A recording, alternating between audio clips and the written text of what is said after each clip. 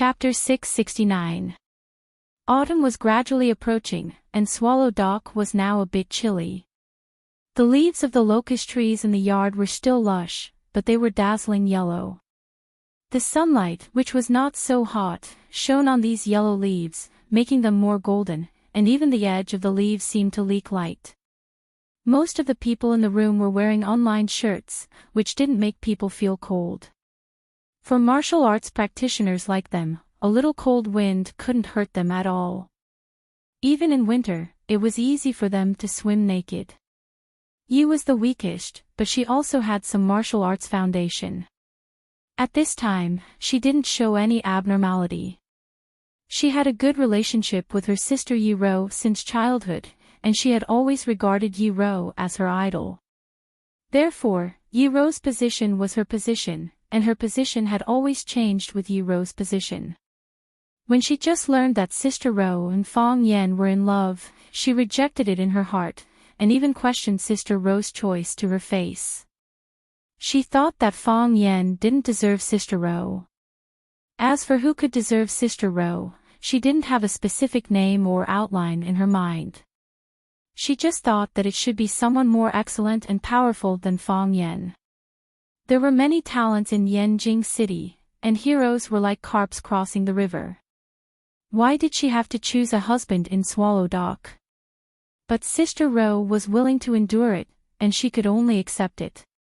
Therefore, from last night to this morning, she had been trying to say a few words for Fong Yen. Although she knew that no one would listen to her words, and it probably wouldn't have a good effect. After hearing what Fong Yen said, she didn't get angry like the Yi family, but was a little moved. A sincere man, a stubborn man, a man who wouldn't give up easily. Wasn't such a man what women longed for and pursued? In the autumn morning light, in the backyard of the Yi family, where insects and birds wandered freely, the man was slowly saying something on his mind. I know you won't like what I said, and you will even be very angry. But it's really from the bottom of my heart.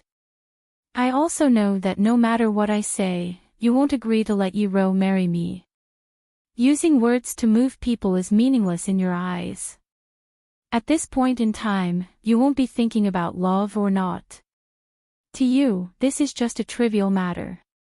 The first thing you consider is that your family will lose a heavenly Tao expert.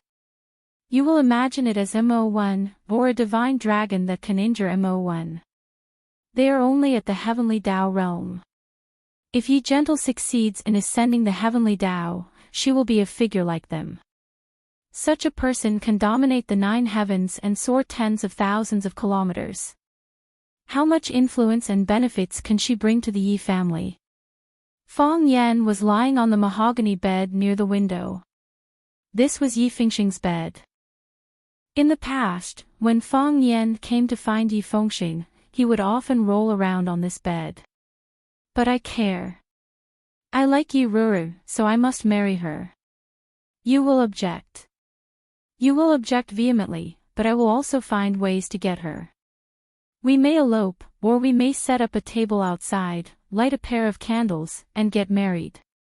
That's what couples in feudal society would do when they are forced to do. Now it's a legal society.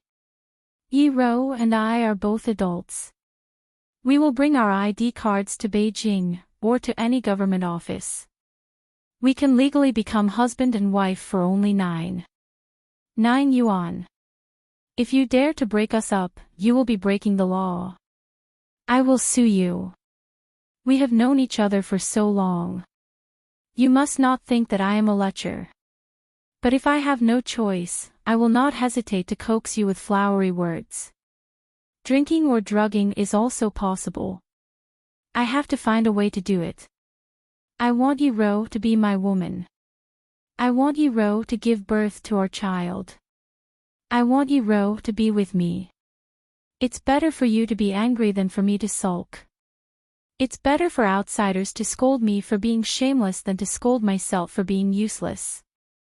Look, I can also be like you, a man who will do anything.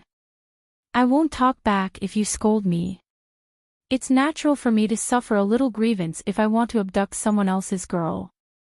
If you hit me, I will naturally dodge or fight back, because I know you may really kill me. I don't want to die. If I marry you, Ro, I don't want to die. Everyone present was stunned. No one would have thought that he would be so direct with his words, and that he would be so blatant about it. The men of the Yi family were either angry, sarcastic, or staring at him with deep eyes. Watching him speak his mind could also be regarded as another form of declaration of war. This was probably the meaning of Fong Yan's vow to marry Yi Ro.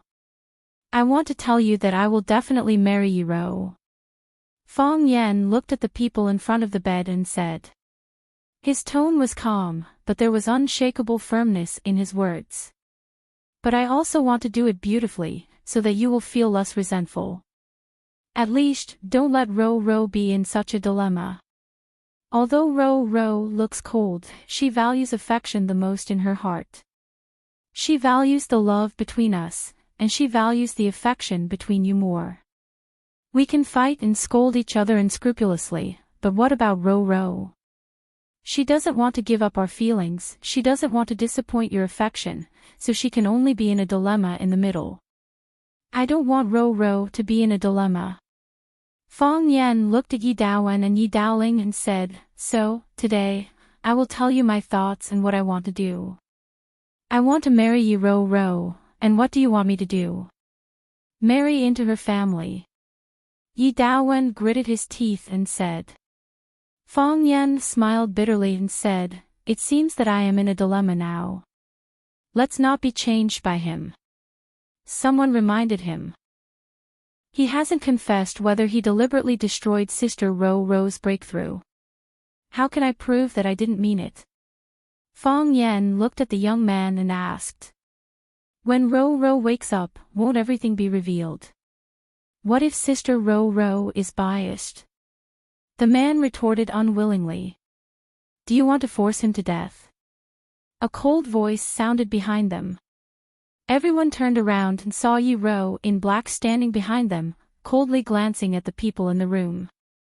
Her face was pale, her eyes were lifeless, and she had to rely on the support of a young maid even to stand. The failure of this breakthrough really had a great impact on Yi Ro. Ro, you're awake. Yi Daowen hurried over. After all, she was his daughter, and as a father, he was very concerned. Yi Daoling walked over, reached out his hand to feel Yi Ro's wrist, and said in a deep voice, Your pulse is weak, and your breath is difficult to find. It may be caused by excessive fatigue. Why don't you have a good rest when you wake up? What are you doing here? Yi Ro's gaze passed through the crowd and met the eyes of Fong Yan, who was sitting on the bed. Yi Ro was fine, and Fong Yan grinned. Fong Yan was fine, and Yi Ro also chuckled. One smiled openly, and the other smiled gently. This smile was particularly dazzling in the eyes of many people. He is my savior. Yi Ro said aloud. Ro. Yi Daowen raised an eyebrow and said, What happened at the time? You can't talk nonsense about this kind of thing. Yi Daowen was worried that in order to protect Fong Yan, Yi Ro would deliberately say something beneficial to Fong Yan.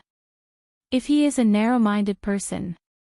Yi Ro's gaze was still on Fong Yan, but she answered her father's question, Do you think I will like him?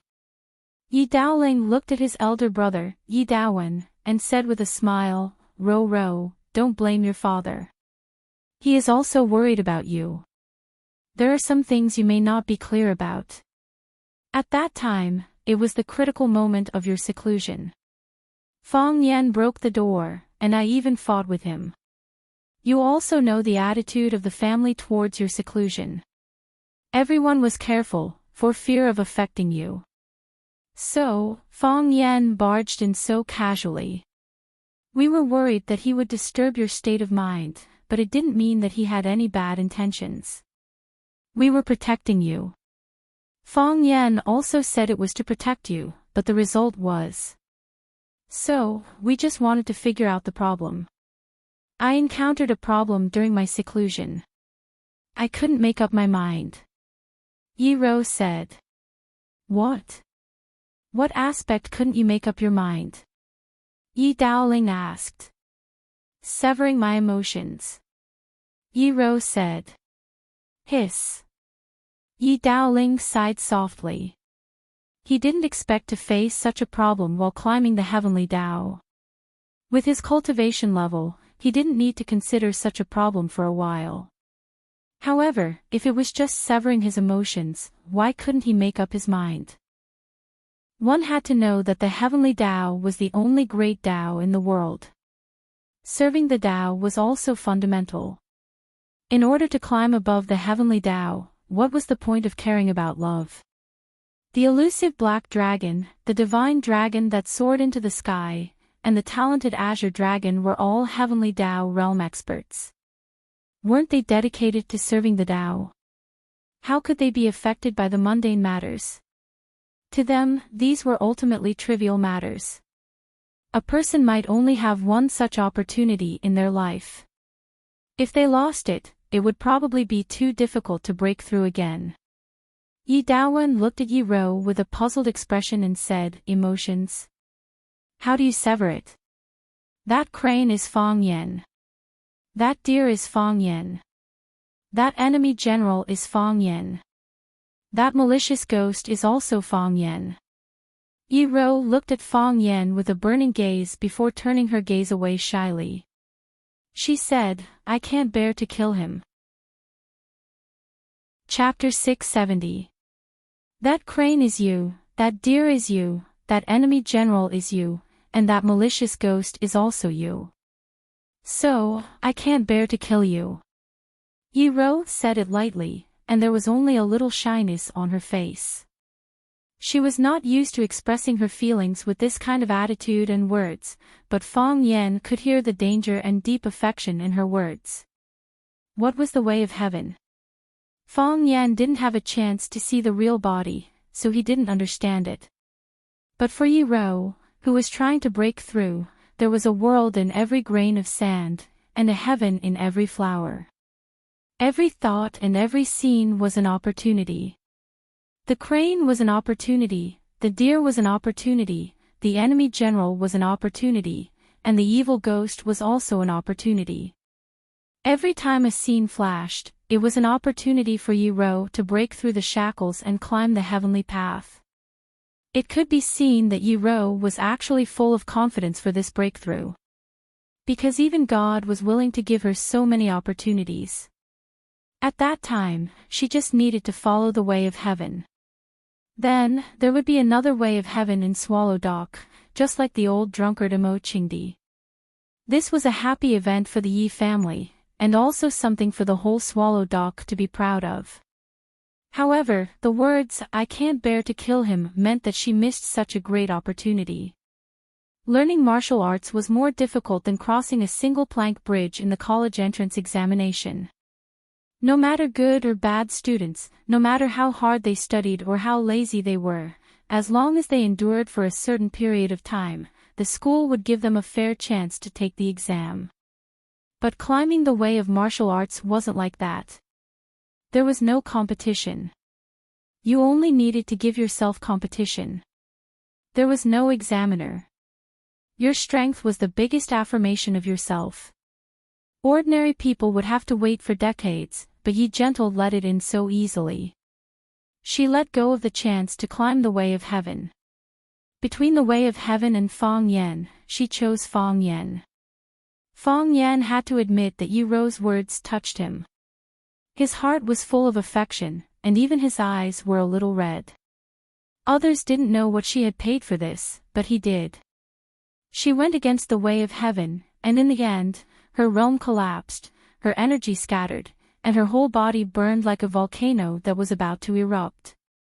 If he hadn't arrived in time, Yi Rou might have died.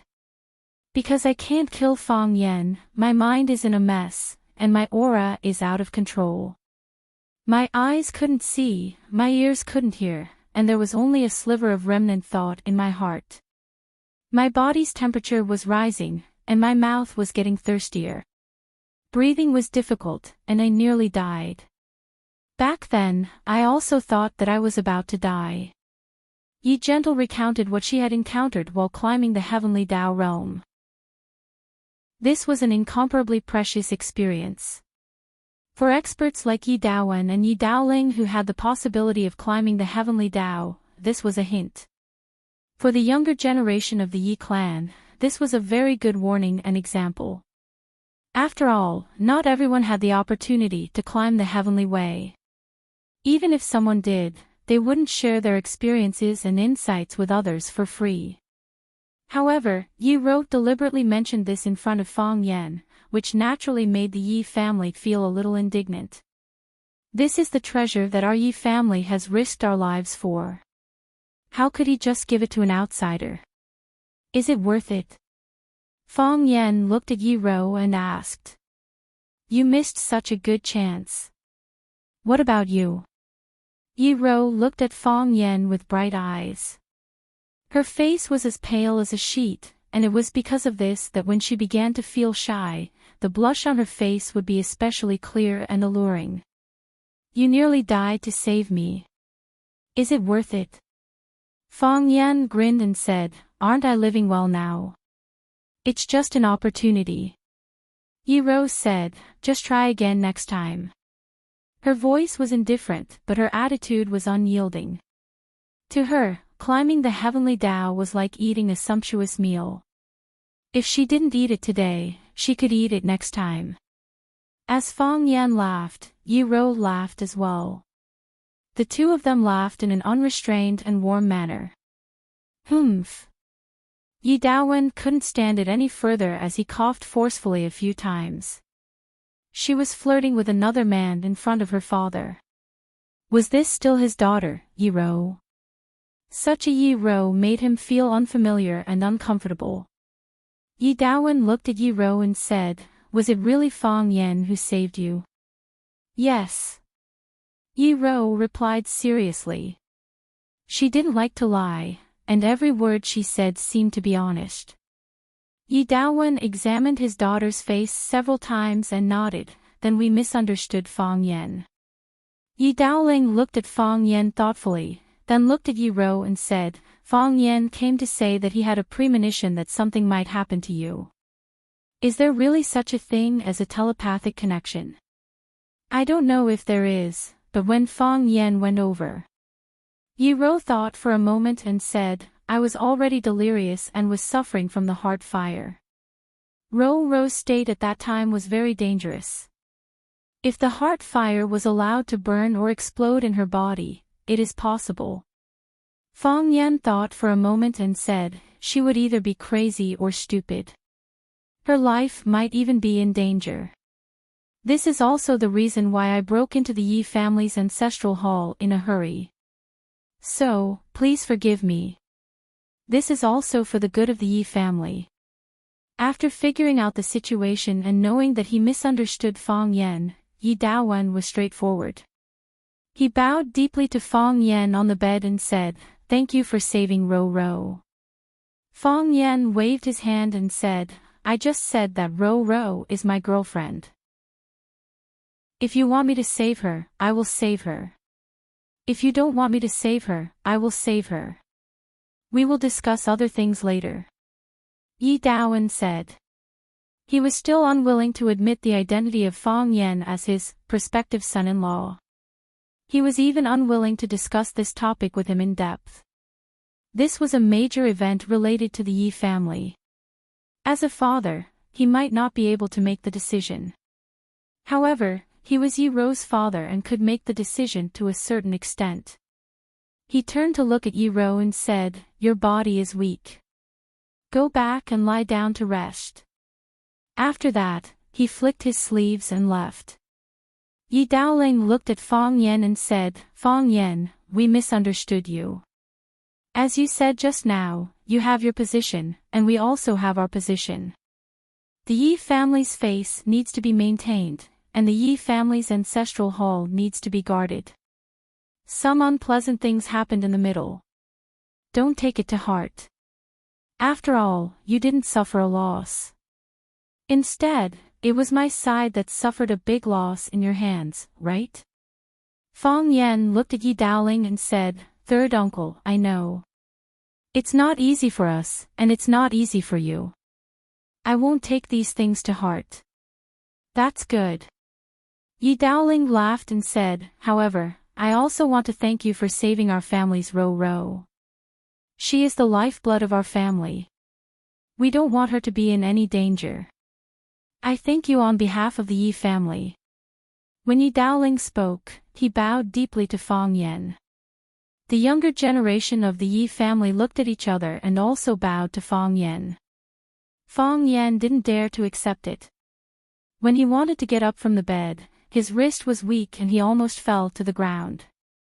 Yi Fengxing's hands and feet were nimble. He used his big belly to push Fong Yen back. He looked at Yi Dowling and said, "Third uncle, Fong Yen was seriously injured just now. His body is very weak. How about we let him have a good rest?" Yi Dowling nodded and said, "That's right. Fong Yen should rest well here. There's no need to rush home. I'll personally go to the Fong family in a while and explain it to your family." Fong Yen nodded and said, "Okay, thank you, third uncle." Yi Dowling walked to Yi Ro and said a few words to comfort her. "Don't feel bad, relax, and there will be opportunities in the future." Then, he turned around and left. Yi Fengxing patted Fong Yan's shoulder and said, "I knew you would be fine." Fong Yan looked at his chubby face and said gratefully, "Thank you." He knew that Yi Fengxing had been speaking up for him and protecting his position. It wasn't easy to do this kind of thing in his own home. It wasn't easy for Yi Fengxing either. Everyone had their own difficulties. Yi Fengxing laughed and said, "When did you become so wishy-washy? The Fong Huahua I know isn't such a person." He looked at his cousins who were guarding the room and refused to leave. He pushed their shoulders and said, "Let's go. We didn't sleep last night. Let's go back and sleep. We're so sleepy." There were still some people who wanted to say something, but they were stopped by Yi Fengxing's fat palm. When Yi Fengxing helped close the door, he winked at Fong Yen who was lying on the bed. Fong Yen smiled bitterly. This guy was really a good brother. Bang! The wooden door of the room was closed. Only Fong Yen and Yi Ro were left in the room. The young couple hadn't seen each other for months. When they met again, it was such a dangerous moment. Now that the crisis was over, the two of them could be described as surviving a disaster. There were some indescribable feelings in their hearts. Fong Yen looked at Yi Ro, and Yi Ro looked back at Fong Yen. The two of them looked at each other. Endless words were exchanged through their eyes. They didn't even need to speak. "I've been thinking." Fong Yen lowered his head and said, "If I die like this, although you'll miss me, I'll more or less feel indignant. For a smart person like me, why would I give up my life for a woman whom I've only held hands with a few times? Isn't that too much of a loss?" "Yes, it's too much of a loss." Yi Ro nodded. She walked towards Fong Yen step by step. Her body was weak, so even when she walked, she was a little unsteady. This time, she had really lost a lot of energy. Yi Ro stood at the head of the bed and stood in front of Fong Yen. She said softly, "Look up." "What?" Fong Yen looked up and asked. Yi Ro bowed slightly and pressed her soft lips against Fong Yan's. Chapter 671. The girl's lips were soft and cool, as if he was eating a mint-flavored cotton candy. This was not the first time that Fong Yen and Yi Ro had intimate contact, but the previous contact could only be called lip-rubbing. This was their first real kiss. Yi Ro not only pressed her lips on Fong Yan's, but also put her tongue into Fong Yan's mouth. Oh, this was a French kiss. Fong Yan didn't know why it was called a French kiss when people put their tongues into each other's mouth and stirred. He didn't even know what kind of French kiss was, such as Hua Xia's, British's, Koreans, Japanese's, or Africans. He didn't have much experience in this. However, Yi Ro's movements were also jerky. She put her tongue into Fang Yan's mouth, and it was as stiff as a frozen snail. The snail crawled and squirmed with difficulty, but it always accidentally scratched Fang Yan's teeth. Fang Yan didn't feel any pain. He just felt sorry for Yi Ro. He was worried that his teeth might cut her tongue. Because his mouth was blocked by Yi Ro, Fang Yan could only signal Yi Ro with his eyes. He turned his eyes to the left to remind Yi Ro that she could also turn her tongue to the left. He turned his eyes to the right to remind Yi Ro to turn her tongue to the right as well. His eyes were the guiding light, and all Yi Ro needed to do was wave her tongue and follow his instructions. However, this idiot didn't understand what Fang Yan was saying at all. Because of her shyness, she closed her eyes tightly. Because of her nervousness, her body trembled slightly. Her legs, which were weak to begin with, became unstable. It was as if she would fall into Fang Yan's arms if she was not careful. Yi Ro really wanted to express her enthusiasm. Maybe it was because of her love for Fang Yan. She was doing this very seriously, but she wasn't good at it. Serious children were worthy of encouragement. Therefore, even though Fang Yan carefully avoided her, afraid that his teeth would hurt her tongue, even though Fang Yan was nervous and worried that her body would not be able to take it and she would accidentally fall to the ground. However, Fang Yan still didn't stop him. Everyone had a learning process, and no one was born with it. For example, when he first started practicing martial arts, he couldn't even stand properly in the simplest stance, let alone a difficult skill like kissing. Thump. Yi Ro had just woken up, and her physical strength was exhausted. Finally, she could not hold on any longer and fell forward. Fang Yan immediately reached out his arms and held Yi Ro in his arms.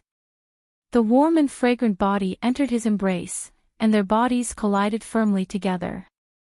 At this time, Yi Ro didn't have the toughness of a martial arts master, nor did she have the arrogance and coldness of her usual temperament. She was like a little woman who hadn't recovered from a serious injury, lying in the arms of her man happily. That place made her feel safe. Sense of security. Yi Ro chewed on this familiar yet strange word in her heart. In the past, she never felt that it was dangerous. She just felt that there was no challenge in life. Safe. This word should be used on others. She had never felt this way before. Fang Yan held Yi Ro tightly in his arms and whispered, "Before I woke up, I had a dream. What did you dream about?" Yi Ro asked aloud. "A bad dream. Bad dreams must be told," Yi Ro said. "My mom said that bad dreams won't come true after they are told. Did your mom say that?" Fang Yan laughed. This Yi Ro was so cute, just like a naive little girl.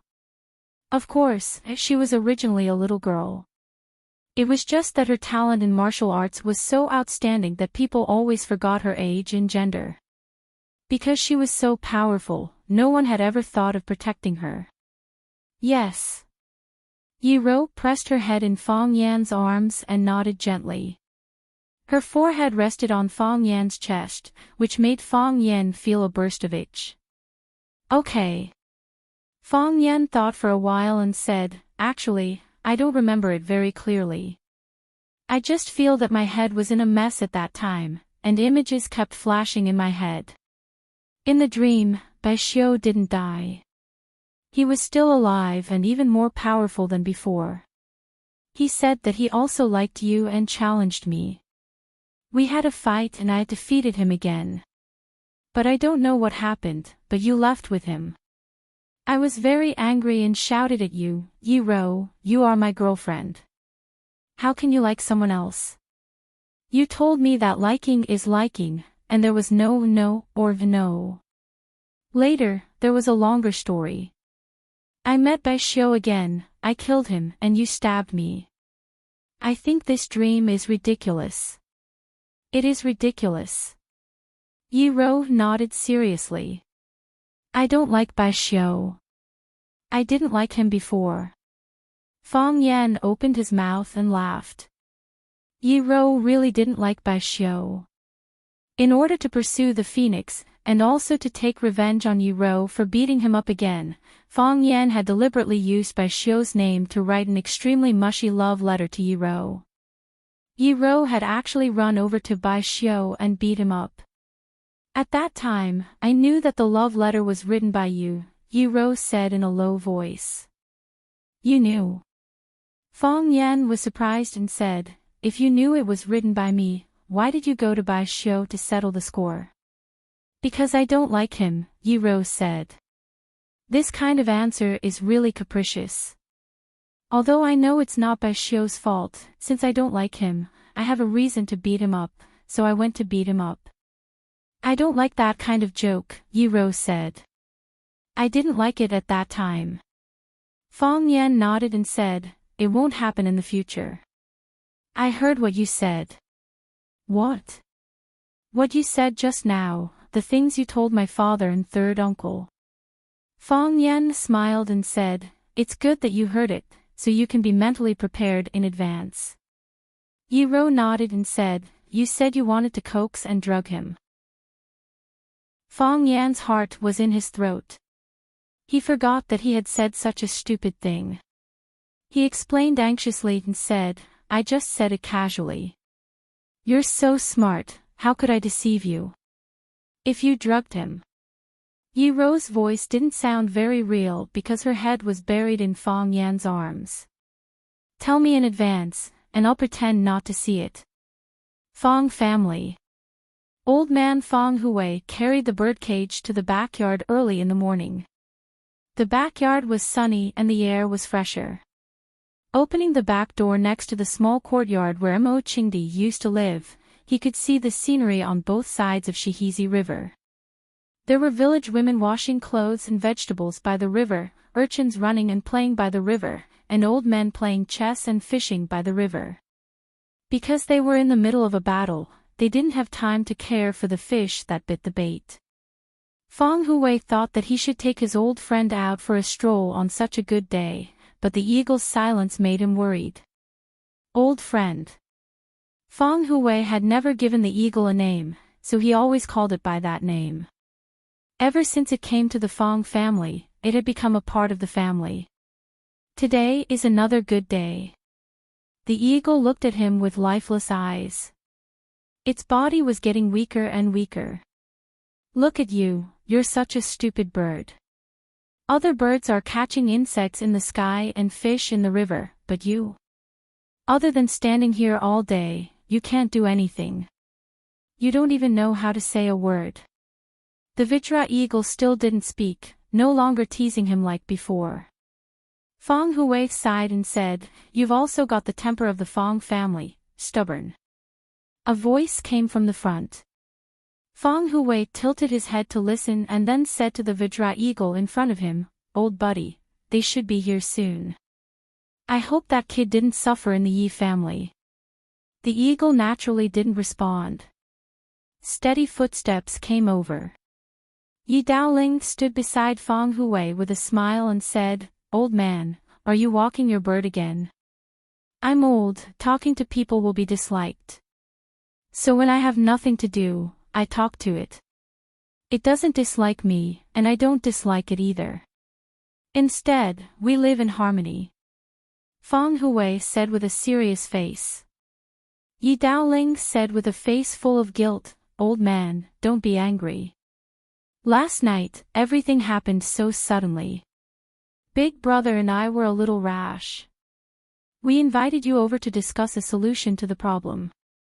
At that time, Big Brother was worried about Wenwan's safety, so his words were not pleasant to hear. Old man, don't lower yourself to our level. I came here this time to apologize to you, old man. Fang Hui turned to look at Yi Daoling and asked, did you figure it out? Yes. Yi Daoling nodded. Fang Yan really broke into the Yi family's gate to help Wenwan. It happened suddenly, and we didn't quite understand his behavior. That's why there was a series of misunderstandings. You know it, but I don't. Feng Hui sneered and said, my grandson was worried about Wenwan's safety. He didn't even give me the time to explain and ran to your Yi family. What's the result? How did your Yi family treat my Feng family? How did your Yi family treat Feng Yan? What does my grandson owe your Yi family? If you think about it carefully, it's your Yi family that owes my grandson more. Daoling, our Feng family is small. We can't let others bully us, right? Chapter 672. A family was equivalent to a fruit tree, and the members of the family were the fruits of the tree.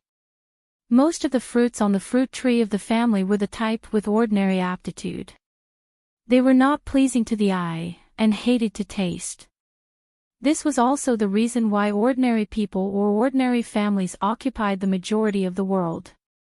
This was the foundation of society, the base of the pyramid. A few of the fruit trees of the family would have one or two geniuses with above-average aptitude.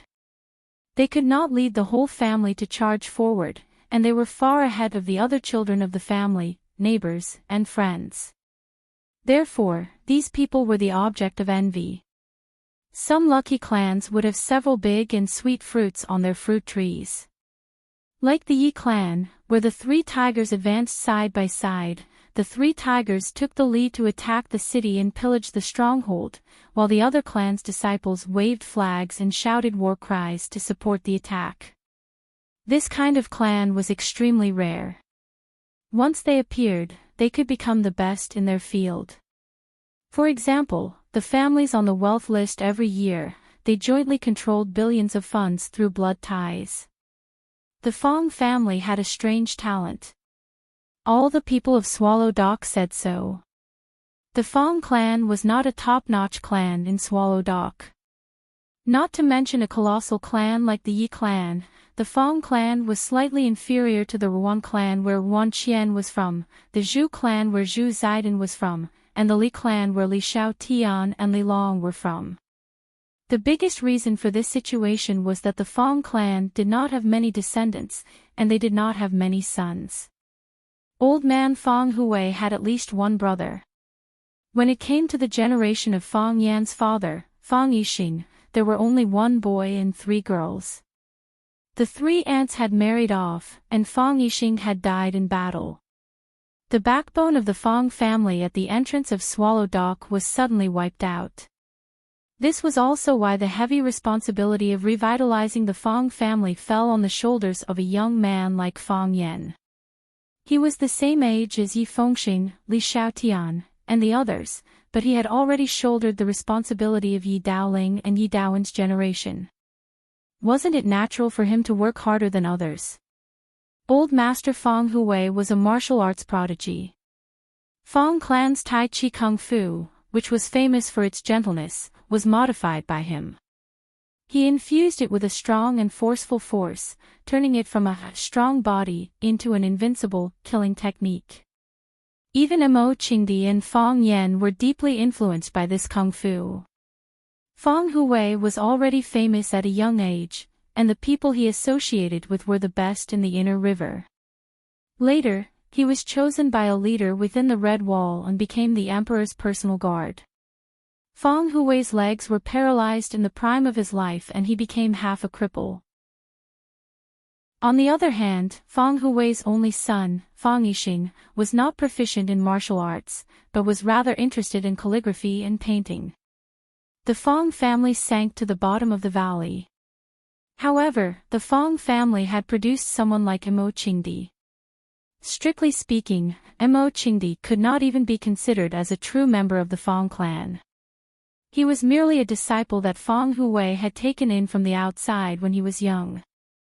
However, as he practiced, he was able to comprehend the Tao through martial arts and became one of the 3 dragons of Hua Xia, the Azure Dragon. Not only the entire Swallow Dock, but even the entire pugilistic world in Hua Xia had a whole new level of respect for the Feng clan. Don't underestimate the enemy. When they were at their peak, who would dare to speak harshly to the Feng clan? At that time, the Fong family was in the limelight. Even the 3 tigers of the Yi clan, who were shining brightly now, were suppressed by Immerse to the point that they could barely breathe. There was no chance for them to stand out at all. Misfortune never came alone. When Immerse was at his peak, he accepted the challenge of the dragon god and his tendons were cut off by the dragon god. Just when everyone looked down on the Fong clan again, some people sighed, and some people were gloating. Fong Yen stood up. Fong Yen comprehended the heart of Tai Chi in his 20s. No one dared to look down on the Fong clan, but there was no way to pay too much attention to the Fong clan. It was like the fruits of a fruit tree. Most of them were thin and ugly, but there was a chance that one of them would mutate and become the most dazzling one in the entire forest. Fong Hui was like that in the past, Immerse was like that later, and Fong Yen was like that now. Yi Daoling lived in Yanjing most of the time, and there was a huge gap in age and seniority. There was little contact between the two. However, he didn't dare to have the slightest contempt for this old man.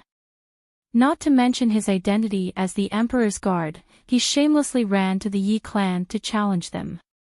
In the end, Yi Ro forced his precious grandson, Fong Yen, to use the heart of Tai Chi. Just take this investment as an example. He was also extremely foresight, right? Not to mention the current emotional entanglement between the 2 young people, which caused so much trouble for the Yi clan. Hearing Fong Hui say, Daoling, our Fong clan is weak, and we can't let others bully us, right? Yi Daoling knew that this old man was ready to bully others. The Fong clan had this kind of ability.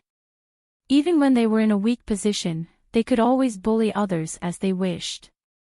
For example, himself. Yi Daoling looked at Fong Hui and said with a smile, Old man, what happened last night was something that no one wanted to see. We have some misunderstandings towards Fong Yen, and we owe him something. You're right, your Fong clan doesn't owe anyone anything. My position was taken by Fong Yen for me. I don't know what to do to thank Fong Yen, but if there's something I can do, I naturally won't refuse. Fong Hui nodded with a smile and said with a straight face, the Yi family is capable, and the Yi family is also moral. Everyone is well aware of this. We don't need you to do anything special for our Fong family. Although the Fong clan is weak, we still have a bowl of rice to eat. I just hope that when the Fong clan is being bullied, the Yi clan can stand on the side of fairness and speak up for our Fong clan. This isn't difficult, right? Yi Daoling smiled bitterly and said, Old man, this is indeed difficult. Why? Daoling is unwilling. Fong Hui looked at Yi Daoling and asked. I know it's not easy.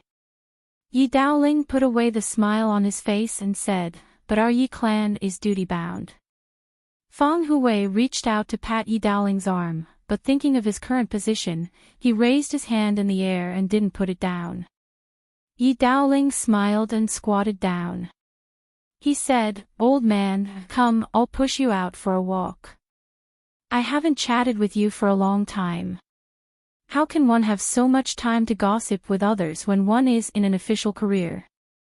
Fong Hui said with a smile, caring for the people of the country is 100 times better than caring for an old man like me. Daoling, I appreciate your kindness.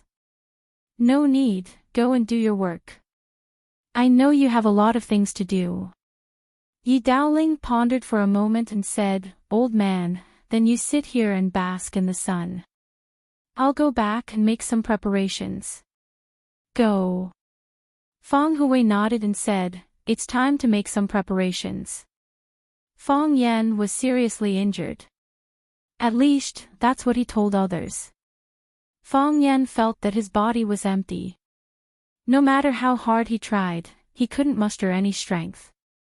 He felt that he had lost all his martial arts and became a trash who could no longer practice martial arts. That's what he told the Yi clan. Yi Fengsheng stood at the head of Fong Yan's bed, his eyes sweeping over Fong Yan's face and body. It was like a brilliant policeman was examining a suspect he had caught. Ha ha ha, Yi Fengxing laughed. Fang Yan looked up at Yi Fengxing and said, I'm already injured like this, what's so funny? You really lost your strength? Yi Fengxing asked. Really? Fang Yan nodded seriously. Stop it. Yi Fengxing said with a smile. You just don't want to go back. You just want to stay in our Yi clan. You just want to see my sister a few more times. Is there a need to make yourself look so pitiful? I'm telling the truth. Fang Yan said seriously. The smile on Yi Fengxing's face disappeared. He looked at Fang Yan seriously again and said, You're not joking with me, are you? Do you think I'm joking with you? You really don't have any martial arts left. Fang Yan sighed softly and said, I've lost it temporarily. I don't know what will happen in the future. You won't look down on me, right? Yi Fengxing was stunned for a moment and said anxiously, Why would I? We're brothers. Whether you know martial arts or not, we're all brothers. Ruan Qian's martial arts aren't good, but we've never looked down on him. You have to leave quickly, you can't stay in Swallow Dock any longer. Otherwise, when Sir Shen unleashes his power, it'll be very dangerous for you to stay here. You can't go back to Flower City either, it's also very dangerous there. We'll go to North Sea, where there aren't many people. It won't be easy for them to find us. Zidan is there, I'll go with you. If anything happens, us brothers can take care of each other. Call Lil, Tian, Ruan Qian, and the rest to go with us. When we're free, we can catch birds and hunt for rabbits as an ambush from 10 sides, Fang Yan added. Yi Fengxing threw a punch at Fang Yan's face and scolded, Fang Huahua, you idiot. You're joking about something like this. Fang Yan tilted his head to dodge Yi Fengxing's attack and explained, I was hoping that you could cooperate with me. With your personality, if I told you that I'm fine, wouldn't you show all your emotions on your face? Everyone in your family is smart. They only need to take a look at you to know what kind of situation I'm in. If I didn't act more seriously, they would have already chased me out of the house, right? Yi Fengxing thought about it and accepted Fang Yan's reason. He said, My sister's body is weak now, she won't be able to leave the house for a while. It'll be good for you to stay with her. However, you don't have to go to Sir's place for the time being, right? Fang Yan was silent for a long time, then said in a low voice, The beauty cave is the best place to wear down a man's willpower. After seeing gentleness, I suddenly lose interest in everything. Because I see things that are too beautiful, I hope that those ugly things that people don't want to accept will come later, or even never have to face them. However, I still have to face them in the end. Chapter 673. What are you trying to say? Yi Fengxing asked in confusion. If you want to stay with my sister, you can keep pretending to be dead. If you say that you haven't recovered, the Yi family will take responsibility for you. If you don't bring it up, the Yi family won't drive you out. If you really lose your kung fu, the Yi family will have to give you an explanation. The Yi family won't bully others. You are a rough man. You don't understand. Fang Yan sighed. You appreciate the flowers and don't want to see the branches again. You experience the spring wind and summer rain and don't want to endure the heat and cold. You go through the whole spring and want to stay in the season where everything grows. When Fang Yan saw Yi Rou, he wanted to stay with her. He didn't want to deal with those things that made him tired and suffocated. He wanted to enjoy this kind of joy, which was as simple as a piece of chocolate and a little love song. Moreover, the joy in his heart was far greater than what he showed. Fang Yan really liked to stay with Yi Rou. He liked to see her smile and not smile. He liked to hear her speak or not speak. He liked her every word and every move. Fang Yan knew that he had fallen in love, but he didn't reject this feeling. He even enjoyed it as if it were malt syrup. Love. Fang Yan thought in his heart. He felt that this was the most beautiful word in the world. Yi Ro failed to conquer nature. At the critical moment of life and death, he risked his life to save her. He and Yi Ro went through the gates of hell together. Only after experiencing life and death could one understand the preciousness of life. Therefore, what Fang Yan wanted to do most now was to stay by Yi Ro's side quietly but restlessly. This feeling was much stronger and more intense than when he went to find the teacher to denounce him and force him to give him an explanation. Because he knew that if he met Mr. Yi, there might be another bloody storm. The situation that he would face in the end might be far beyond his expectation. Even he couldn't control what his future would be like. He didn't like the feeling of being out of control. Fang Yan was a lazy person and a pacifist. He really didn't want to experience so many disgusting things. "Sir, are you not like that in my heart, sir?" Yi Fengxing grinned and said, "I may not know as much as you about other things. But when it comes to picking up girls, you're far inferior to me." Fang Yan looked at him thoughtfully and said, "You can't be. You, a virgin, have the nerve to say that a home run winner like me is a bore." Fang Yan narrowed his eyes and smiled, saying, "Is it the one from the Bailey family?" Yi Fengxing was shocked and asked, "How do you know?" "Good guess. But I clearly liked Xiao Lu in the past. You have also liked Xiao Hua, Xiao Tu, Zhang Xiaoman, and Li Xiaoying. You have liked many girls." Yi Fengxing's face was full of embarrassment as he said, "I wasn't very sensible in the past. I think every girl has something lovely about her. For every girl you like, that girl doesn't like you. Xiao Zhu is an exception." Yi Fengxing said with a red face, "She is good to me, and I am good to her too. You've picked up Bailey Lu's most beloved sister. Just wait for that madman Bailey Lu to come back from the Gobi Desert and settle the score with you." Yi Fengxing smiled bitterly and said, "When that time comes, you guys have to support me. Besides, Xiao Zhu and I are truly in love. We've already discussed it.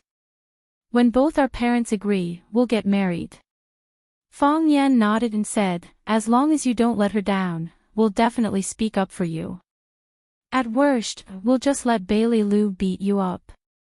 That won't do. My soft and tender skin can't withstand the ravages of a madman like him."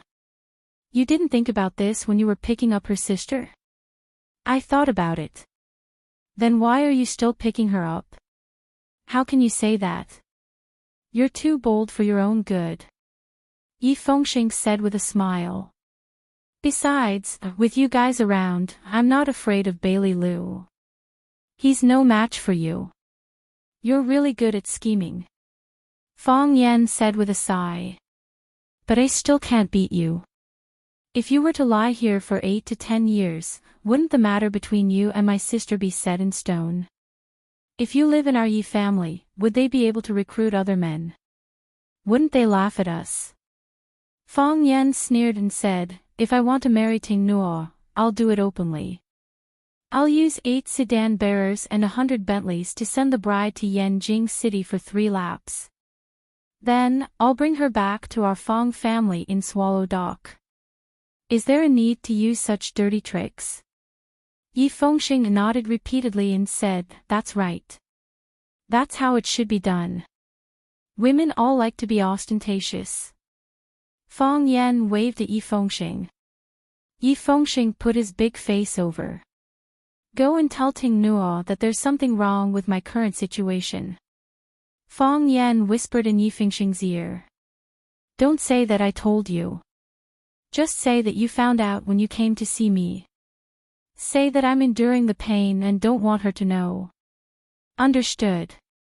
Yi Fengxing nodded seriously and said, "I'll say that if she doesn't come to see you now, she'll never see you again." Fang Yan slapped Yi Fengxing. Yi Fengxing laughed out loud and dodged like a nimble rabbit.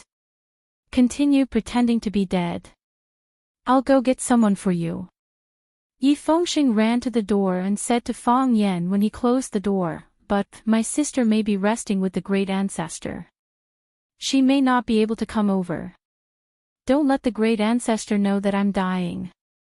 Fang Yan warned. The great ancestor came. The great ancestor came with Yi Rou. The great ancestor stood at the head of the bed and looked at Fang Yan, who was lying on the bed with a weak body and an ashen face. She said to Yi Rou in her extremely hearty voice, I thought this guy deliberately instigated the rumors to deceive us. Looking at his situation now, I'm afraid he really can't make it. Fang Yan wanted to beat Yi Fengxing to death. No, I encouraged Bailey Lu to beat him to death. We agreed not to let the great ancestor know, but you've brought her here. Yi Rou looked at the embarrassed Fang Yan with great interest, and a seductive smile appeared at the corner of her mouth. Little Yanzi, where do you feel uncomfortable? The great ancestor looked at Fang Yan and asked. Great ancestor. Fang Yan was about to cry. How could she call someone like that? Little Yanzi sounded like a character in The Princess Pearl. He didn't want to be a eunuch. He tried to squeeze out a smile and said, I feel much better now. I feel much better when I see you. You are really the reincarnation of Guanyin Bodhisattva. I won't die, will I? I won't die for the time being. It's good that you won't die, the great ancestor said. If you're really going to die, I can't say these words to you. Rou Rou is my favorite child. I don't want her to be a widow at such a young age. However, I know you are cunning and won't die easily. That's why I'm here to say these words to you. Do you like my Rou Rou? Fang Yan looked at Yi Rou and quickly looked away. He said with some embarrassment, yes. What do you mean? I'm asking if you like my Rou Rou. Yes. Fang Yan answered with infinite shyness. He lifted the blanket covering him up to cover half of his face. All right, all right. Don't be shy.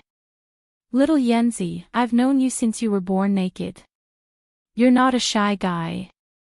Fang Yan put away the shyness on his face and said seriously, don't they say that old people like honest and shy children? The problem is that you don't like either of them. The great ancestor said. Since you like my Rou Rou, you must want to be with my Rou Rou, right? Yes. Fang Yan looked at Yi Rou firmly and said, we have to be together. Yi Rou looked at Fang Yan with her bright and beautiful eyes. Even if she was shy, she was unwilling to turn her face away. Then you should also know that it's not so easy. At least, these men in the Yi family are not willing to, right? The great ancestor looked at Fang Yan and asked. It's shameful to talk about it. There are so many men in the Yi family. There are dozens of them, but they have to rely on a girl to revitalize the family. That's right. Fang Yan echoed. How can it be like this?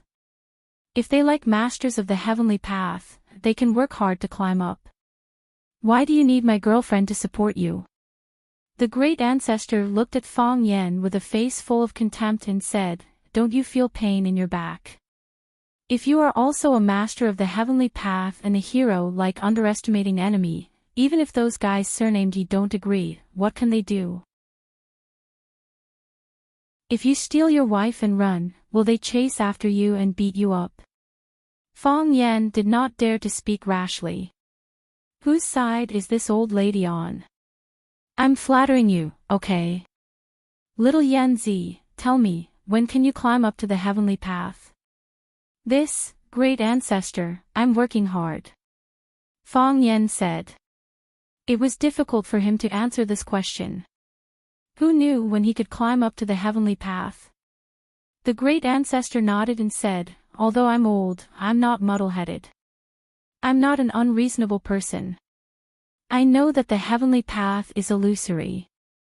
There are so many people in Swallow Dock who practice martial arts, but in the past 100 years, didn't underestimating enemy appear? Great ancestor, what do you mean? Don't meet, sir.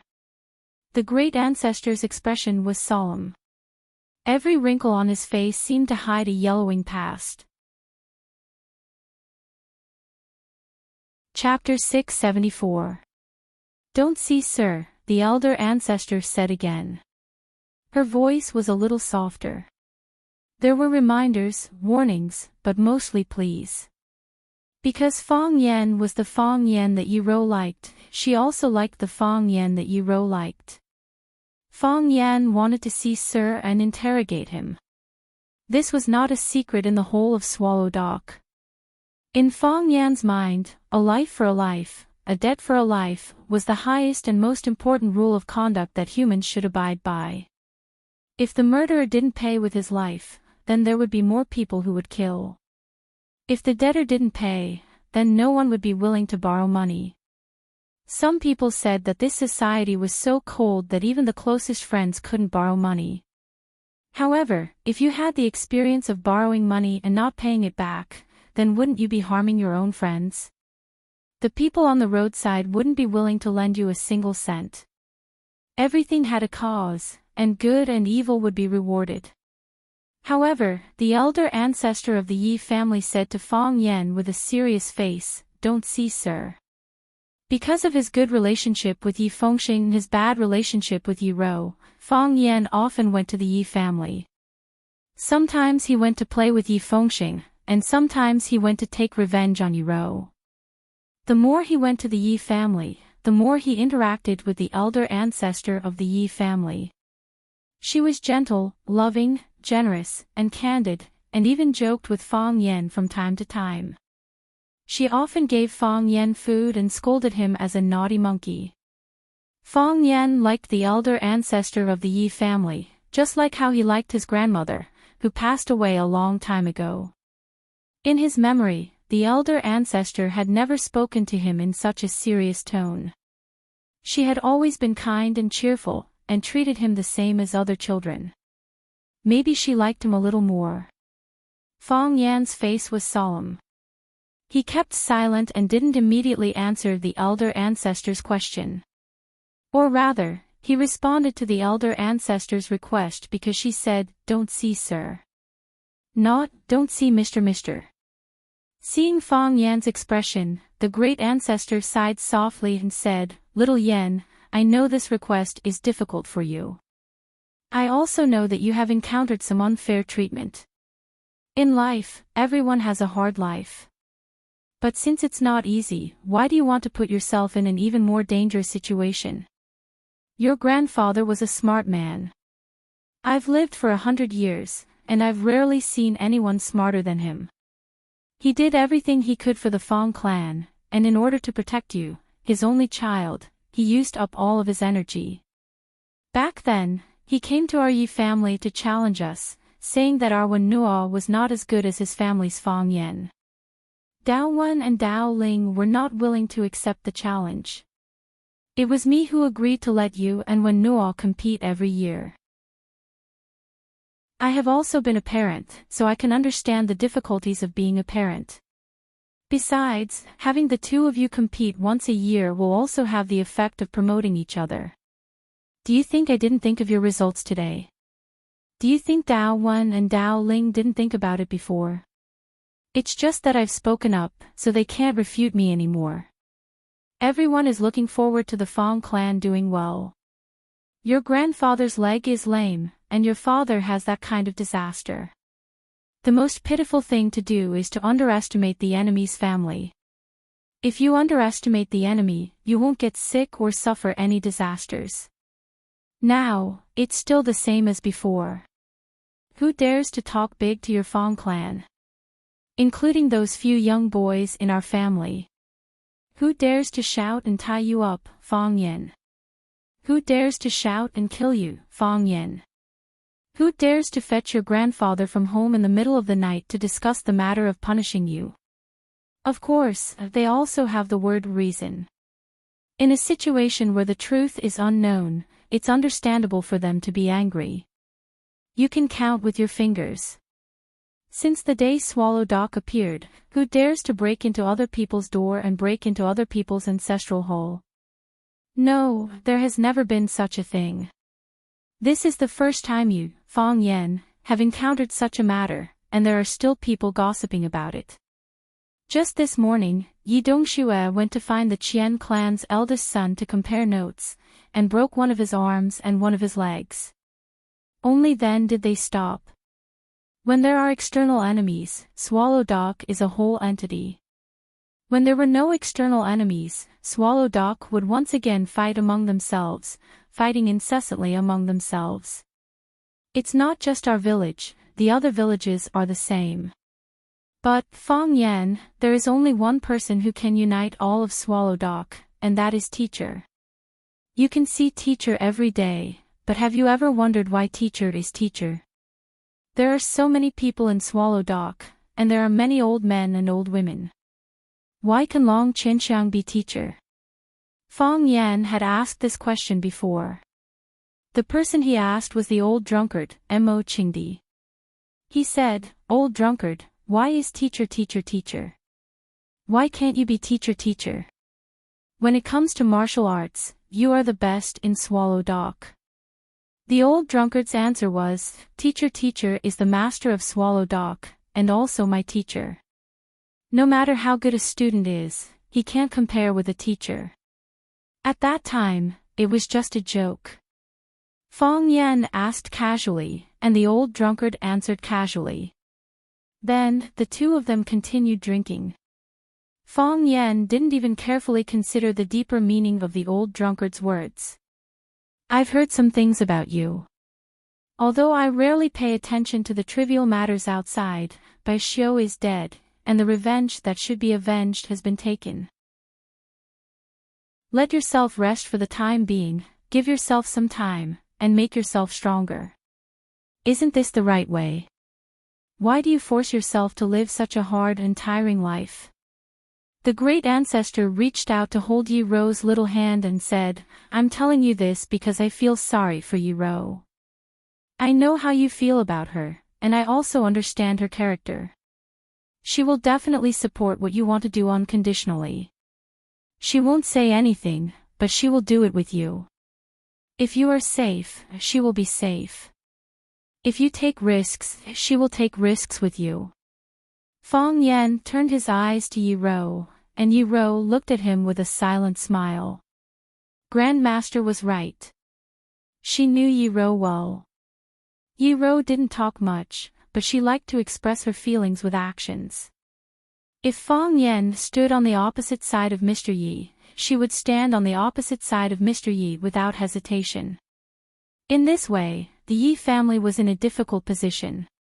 If the Yi family wanted to protect Yi Ro, they would have to follow Fong Yan. If the Yi family did not protect Yi Ro's life would be in danger. In some matters, it was better for these old people to take a longer view. Fong Yan's throat squirmed as he said in a deep voice, "Ancestor, you're doing this for my sake, for Tingwen's sake.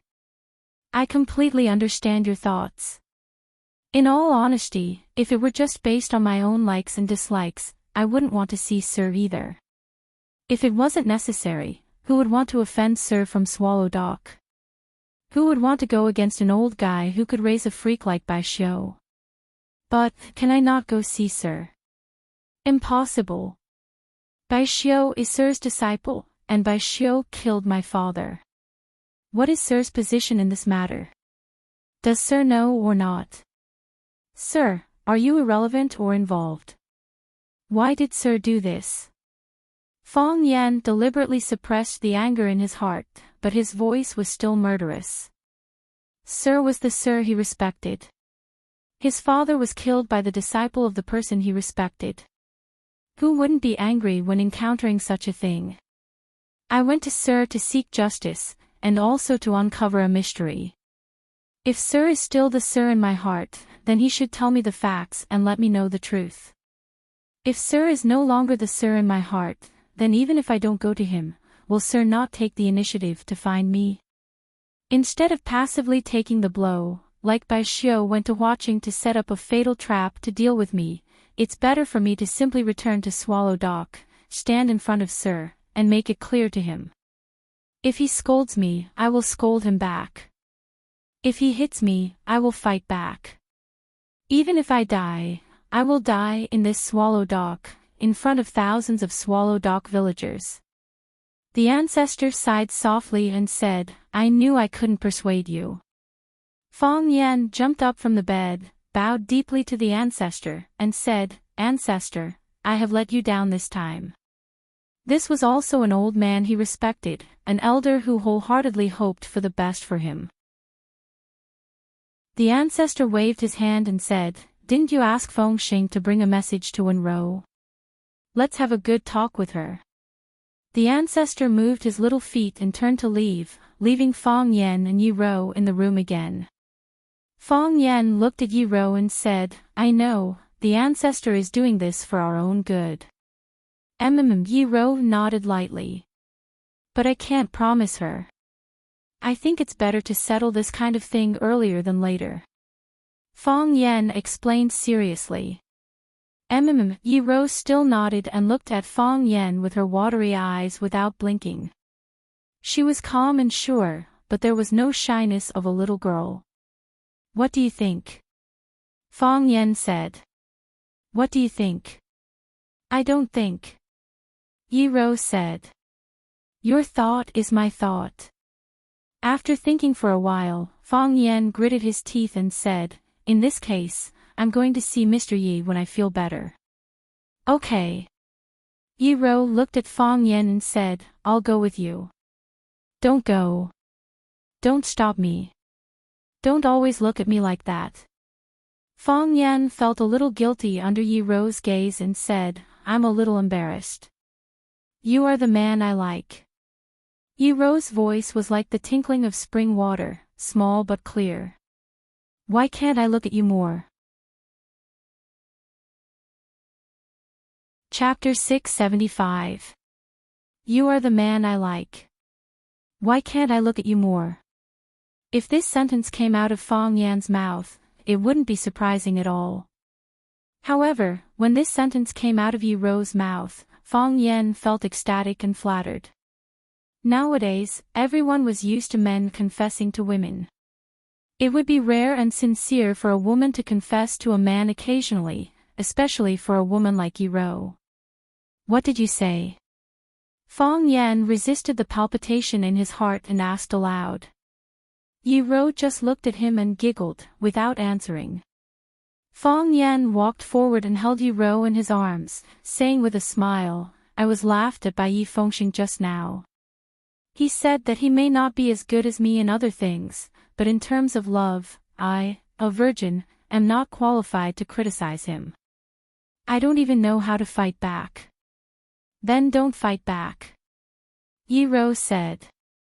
You are so cute. I really want to do something inappropriate to you. Fong Yan said. After a pause, he added, but I don't dare to. Yi Ro raised her head from Fong Yan's arms and stared at him with her sparkling eyes. She said, Do you want to coax me with sweet words? What's done cannot be undone. Fong Yan was speechless and hurriedly explained, I just said it casually. This kind of thing is consensual. How can I cheat? I'm not the kind of man you think. Besides, I can't beat you. If you fight back, I can't do anything. It's also possible that I'll be molested by you. Actually. Yi Ro looked at Fong Yan's delicate cheeks and said, No one likes to eat raw rice. Everyone is willing to eat cooked rice. Fong Yan was stunned for a long time. He looked at Yi Ro and said, What do you mean? Guess. If I guess wrong, you won't beat me. Some things were inevitable, but there was no need to rush. Fong Yan made up his mind to see Mr. Yi, but he didn't immediately run to see Mr. Yi. At the very least, he wouldn't go until his body recovered. He didn't even return to the Fong clan. On one hand, he wanted to stay in the Yi family to accompany Yi Ro for a while. He didn't know what would happen to him, but he wouldn't leave Yi-Ro before she recovered from her serious injury. Perhaps it was because he had risked his life to save her, or perhaps it was because of Yi-Ro's good fortune that her failure to climb the Heaven's Way didn't bring her any severe sequelae. It was a great thing that he was alive and well, and that his head was clear and all his limbs whole.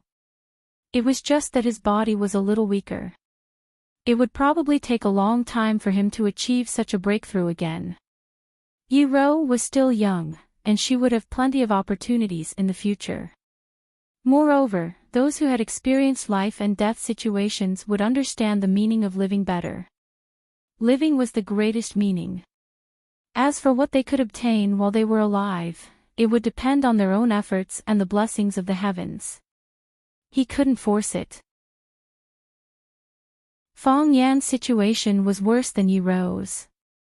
He didn't notice it at the beginning, thinking that his body was empty because of the volcanic eruption, and he would be fine after a few days of rest. However, when Fong Yan consciously tried to use his heart of Tai Chi, he found that it didn't move anymore. Just like a few years ago, it became a lifeless, stillborn fetus. This made Fong Yan panic. He was even more panicked than he had been 3 years ago. At that time, Fong Yan felt that everything in the world was just a game.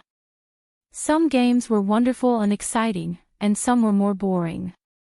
If you failed or died, you would have a chance to be resurrected. Now, Fong Yan was besieged on all sides, surrounded by powerful enemies. He didn't want to lose even once, and he couldn't afford to lose even once. Without the heart of Tai Chi, it was equivalent to losing an important safety barrier for Fong Yan. He was prepared to reason with the teacher, but if he couldn't reason with him, wouldn't the heart of Tai Chi revolve and the Tai Chi domain fully unfolded? Fong Yan was very happy these days. Every day, he stayed with Yi-Ro, said some very, very stupid things, and did some very, very stupid things. Of course, this was when Yi Daowen didn't notice. If Yi Daowen was at home, their meeting would most likely be a little unpleasant. Yi Daoling had already returned to Yanjing to work. With the importance of his current work, it was impossible for him to skip work for a few days. Li Xiaotian has already been warned by his family. His family's old man asked him to leave Swallow Dock immediately, but Li Xiaotian refused. He didn't want to listen to his family's grumbling, so he simply stayed at Wang Qian's house. Wang Kaishuan's life isn't good either. I heard that he has already been scolded by his father, who is a commander, several times. They're worried that you won't feel good, so they didn't come over to talk to you about these things. Yi Fengxing sat by the window and spoke seriously while peeling oranges to eat. Fong Yan lay on the bed and trimmed his nails. His fingers were long and slender, and the joints were fine. Many people said that they should be the hands to play the piano. However, he used them to practice martial arts and kill people. Of course, using these hands to kill people was also very good-looking. They're afraid that I'll feel bad, but aren't you afraid that I'll feel bad?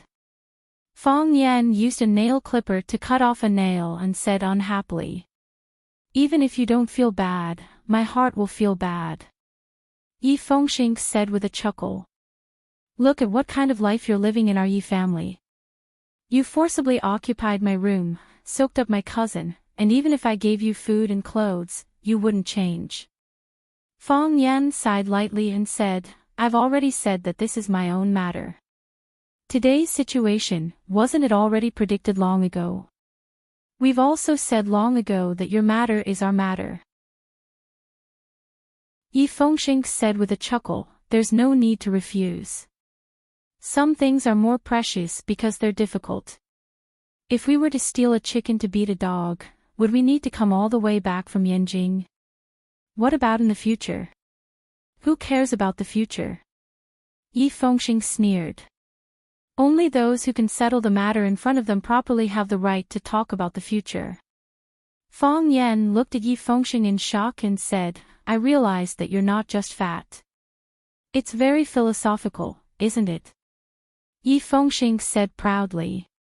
Suddenly, those words came out of his mouth. After saying them, even he himself was shocked. Did such logical words really come out of Yifengxing's mouth? And stupid. Fang Yan said. Your family has lived here for generations. You don't need to think about the future, and your family doesn't need to think about it either. Let's go. Yifengxing stuffed the remaining half of the orange into his mouth. As he chewed until his mouth was full of sweet and sour juice, he threw the orange peel at Fang Yan's face and said, "Here you go." After saying that, he pushed the chair away and left. Fang Yan looked at his back and smiled bitterly. I really don't want to drag my brothers into this. Fang Yan originally wanted to make preparations before going to see Mr. Yi, but he didn't expect to see Mr. Yi unprepared. These 2 days, Yi Ro's body was slightly better. Her face wasn't as pale as before, and her steps were more stable. After Yifengxing asked around, he found out that Yi Daowen had gone out to visit a friend. So, Fang Yan asked Yi Ro to go to the stone river in the back of the mountain. Ever since Yi Ro failed to pass the trial, they had been holed up in the courtyard of the Yi clan.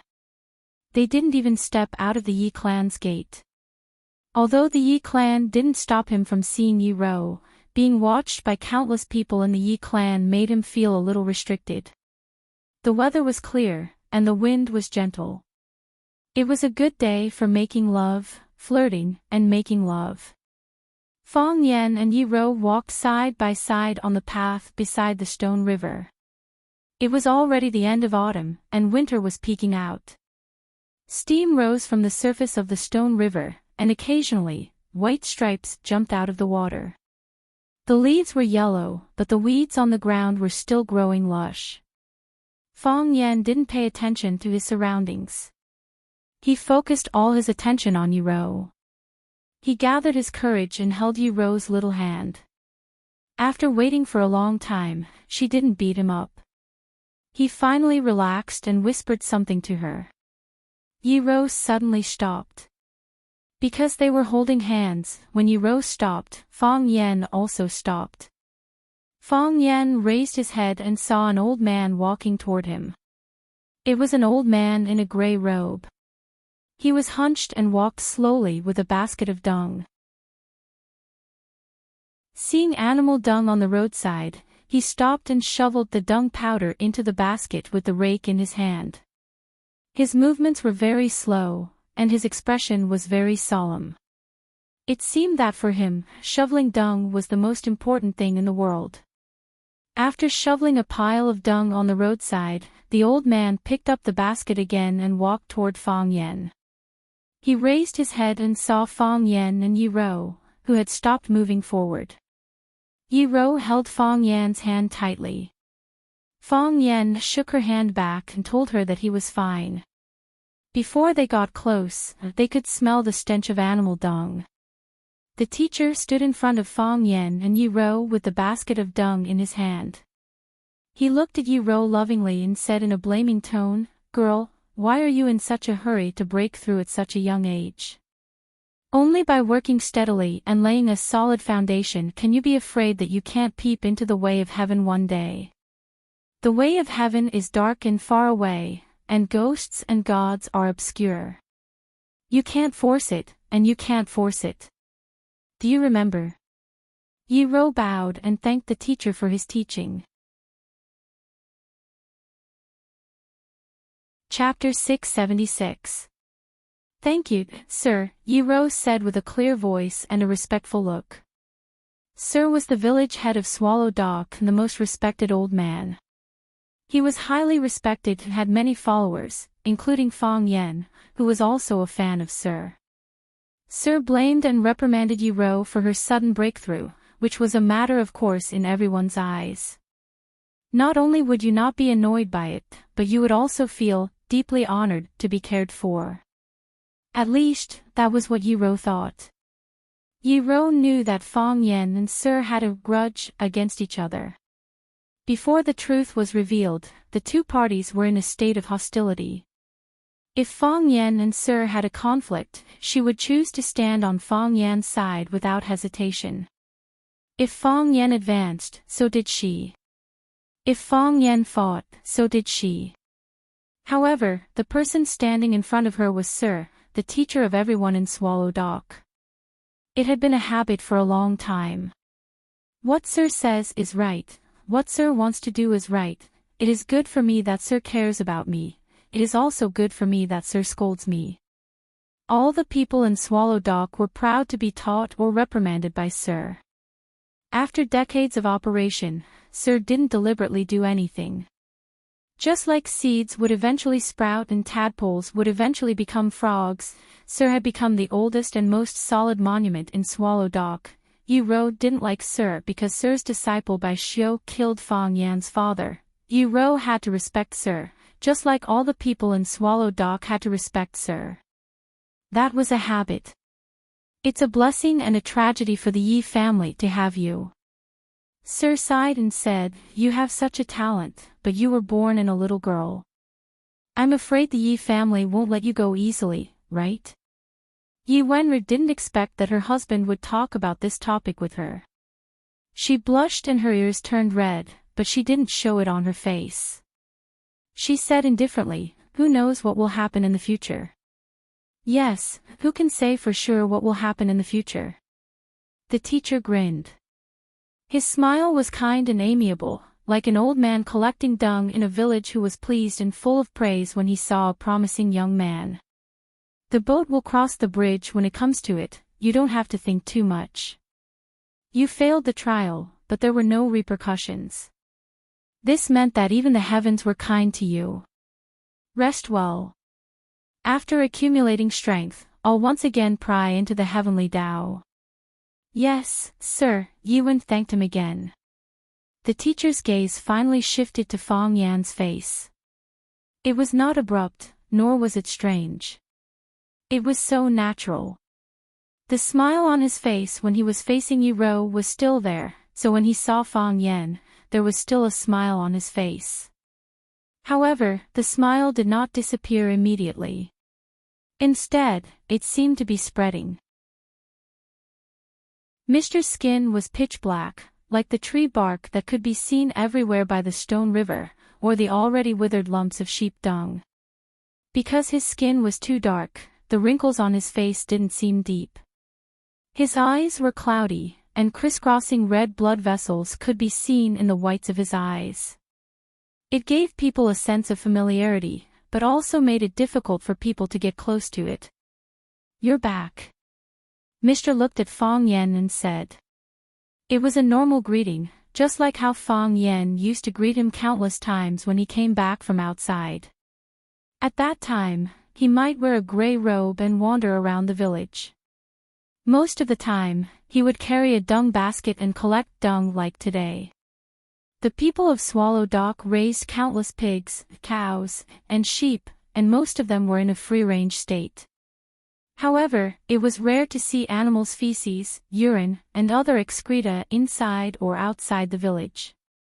It was because Swallow Dock had a sunset glow, poop shoveling brigade, headed by Mr., who had been doing the cleaning work in silence. When Fang Yan heard this question, he was extremely unwilling to accept it. He came back this time to see Mr. When he was in Huaqing, he had already started to conceive and plan all kinds of bloody battles when he returned and confronted Mr. What kind of face would Mr. put on, and how he should respond politely? What would Mr.'s first sentence say? He had to give a perfect answer and at the same time make the outside world think that he was a little persecuted man.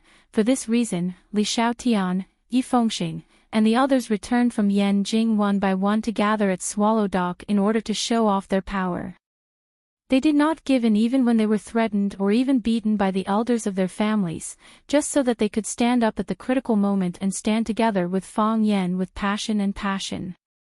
They had already planned for so long and put in so much effort, but was this his attitude? You should be angry, you should be furious, you should be shouting, you could hit people with a dung shovel. Or you could display the dignity and domineering aura of a superior, and then use the schemes and tricks you have cultivated for decades to ask me some sharp but deep questions. How could you do nothing? Did he break the stalemate between the two of them with just a simple "I'm back"? "I'm back," Fong Yen replied in a muffled voice. Because Mr. didn't play his cards according to common sense, he couldn't play the cards he had prepared. Mr. nodded and said, "I heard from them that you were back a few days ago, and I thought you would go to find me right after. I haven't been to school these days, and I've been making big leaf tea several times a day, but I haven't seen you at all. What does that mean? Don't take it for granted." Fong Yen thought angrily. Fong Yen looked at Fong Yen and said, "Do you want me to go, Mr.?" "Of course I want you to go," Mr. said. "The later you go, the worse my character is in your eyes." The teacher looked around and said, "Winter is coming. Before the heavy snow seals the mountain, the animals on the mountain will be more active. After picking up the dung in the afternoon, my throat is so thirsty that it's smoking." Mr. looked at Yi Ro and said, "Ro, go back first. If you go back late, your family will be worried that they have been tricked by this guy to do bad things." As if he knew that Yi Ro would agree, he turned his eyes to Fong Yen again after saying that and said, "Come with me. Let's have a private talk." Yi Ro looked at Fong Yen, and Fong Yen nodded to her. Yi Ro still looked at Fong Yen, and Fong Yen said with a bitter smile, "Go back." Yi Ro nodded and said, "I'll go back first." Yi Ro turned around and left, walking towards the village of Swallow Dock. Mr. also carried the dung basket and walked towards Swallow Dock, and Fong Yen followed him step by step. When they arrived at Mr.'s hut, Mr. poured the dung in the basket into the cesspool. The village was so backward that they didn't even use biogas. So after the dung fermented on its own, it was picked up by manpower, carried to the wheat field or the rape field, and sprinkled. Mr. threw the dung basket in the corner outside the courtyard, went to the yard to get a bucket of water to wash his hands and face, and then pushed open the wooden door, took the big enamel jar on the table, and gulped down a big mouthful of water. Then he seemed to think of Fong Yen again, and said, "Do you want to drink tea?" Fong Yen refused and said, "I've been taking tonic recently, and I'm afraid that the medicine has been neutralized. It's not convenient for me to drink tea." Mr. didn't insist, and said, "It's said that you make good tea. Even Dao Ling, who has enjoyed a good life in the city, praises your tea skills. I've never had a chance to taste it." Fong Yen didn't respond. If he didn't solve the knot in his heart, he might not be able to make a pot of good tea for Mr. in his life. Mr. stood at the door with a tea jar in his hand, and Fong Yen stood outside in a white robe. There was only a doorsill between them. The light in the thatched cottage was dim, and Mr.'s face was hidden in this gloomy atmosphere. The sun was shining brightly outside, and Fong Yen, who was dressed in a white robe, looked handsome, like the golden sunlight in the sky, dazzling people's eyes. "You came too late." Mr. looked at Fong Yen and said. Fong Yen nodded and said, "Maybe it's too early. I always feel that I'm not ready, and I want to spend more time with the people close to me. After all, I don't have any relatives by my side. You've always been a good child who values friendship and righteousness." Mr. praised. "What you said is something that everyone should care about. In this world, there's nothing more important than this." Fong Yan's lips curled into a mocking smile, and he said, "If you said that in the past, I would be proud for a long time. Even Mr. praised me, which proves that I must be such an outstanding person. And now I feel that it's a great irony to me." Fong Yen said. "You want me to come earlier?" "I want you to come earlier. You said that the later I come, the worse your character is in my heart." Fong Yan's eyes became sharp, and he stared coldly at Mr. standing in front of him, and said, "Are you so confident in your character?" Mr. picked up the tea jar and drank a mouthful of tea, and said, "There's hostility in your heart. That's murderous intent." Fang Yen said. 3 years ago, it was hostility, and after 3 years of digestion, it has long become murderous intent. "You don't want to kill me," Mr. said. "If you wanted to kill someone, you would have thought of a way to kill him." Mr. looked at Fang Yen, and said, "Conspiring, ambushing, poisoning, or any other method. These are all things that you, Fang Yen, can do." Chapter 677. However, you chose to meet me, Fang Yen, in the most primitive and foolish way, just like the other children. I've watched you grow up, so you shouldn't have any objections to what I'm saying, right? It's not just you, I've also watched your father, Fang Yixing, grow up from a naughty kid in open crotch pants to a tall young man, and then become a husband and a father. You're not a person who likes to play cards according to common sense. For a person like you to suddenly play cards according to common sense, it proves that you're afraid of Fang Yen. You treat meeting me as a matter of life and death. Do you think I'll slap you to death in front of countless villagers? Fang Yen, what do you take me for? And what do you take Swallow Dog for? Sir's tone was very casual, and his expression was very calm. Sir did not show any anger or resentment, and he did not exude his domineering aura. Even his words were very simple and straightforward, and he would definitely not confuse you. Sir's words made you feel like an old farmer was talking to you, but every sentence and every word made Fang Yen feel very pressured. The reason why we fear a person is not because of what he says, but because of what kind of person he is. What kind of person was Sir? What kind of person is Sir? Fang Yen asked the biggest question in his heart. Sir held a large enamel jar and narrowed his eyes as he sized up Fang Yen, who was standing in the divine light. The young boy in the past had become handsome and elegant. In terms of temperament and demeanor, Fang Yen could be said to be the most handsome young man in Swallow Dock. Of course, the original most handsome young man, Bai Xiu, had been killed by Fang Yen. The greatest evil in life was to be an obstacle. If Bai Xiu had looked like Yi Fengxing, he would still be living comfortably, right? If he didn't act so pretentiously. Sir looked at Fang Yen and asked softly, "In your heart, what kind of person is Sir?" "Sir, you know, I just want an answer," Fang Yen said. "Like you, I also want an answer." Mr. stubbornly looked at Fang Yen and said, "What kind of person are you, Mr.?" "I don't know." Fang Yen gritted his teeth. "This answer doesn't match your style at all." The teacher shook his head and sighed. "Fang Yen, ever since I've known you, have you ever said anything that you're afraid of? Is there anyone you don't dare to see? If there is." Fang Yan's smile was full of grief and indignation. "Only you can do that, Sir. Only the person who loves me can hurt me the most, and being stabbed by the person I respect the most is even crueler."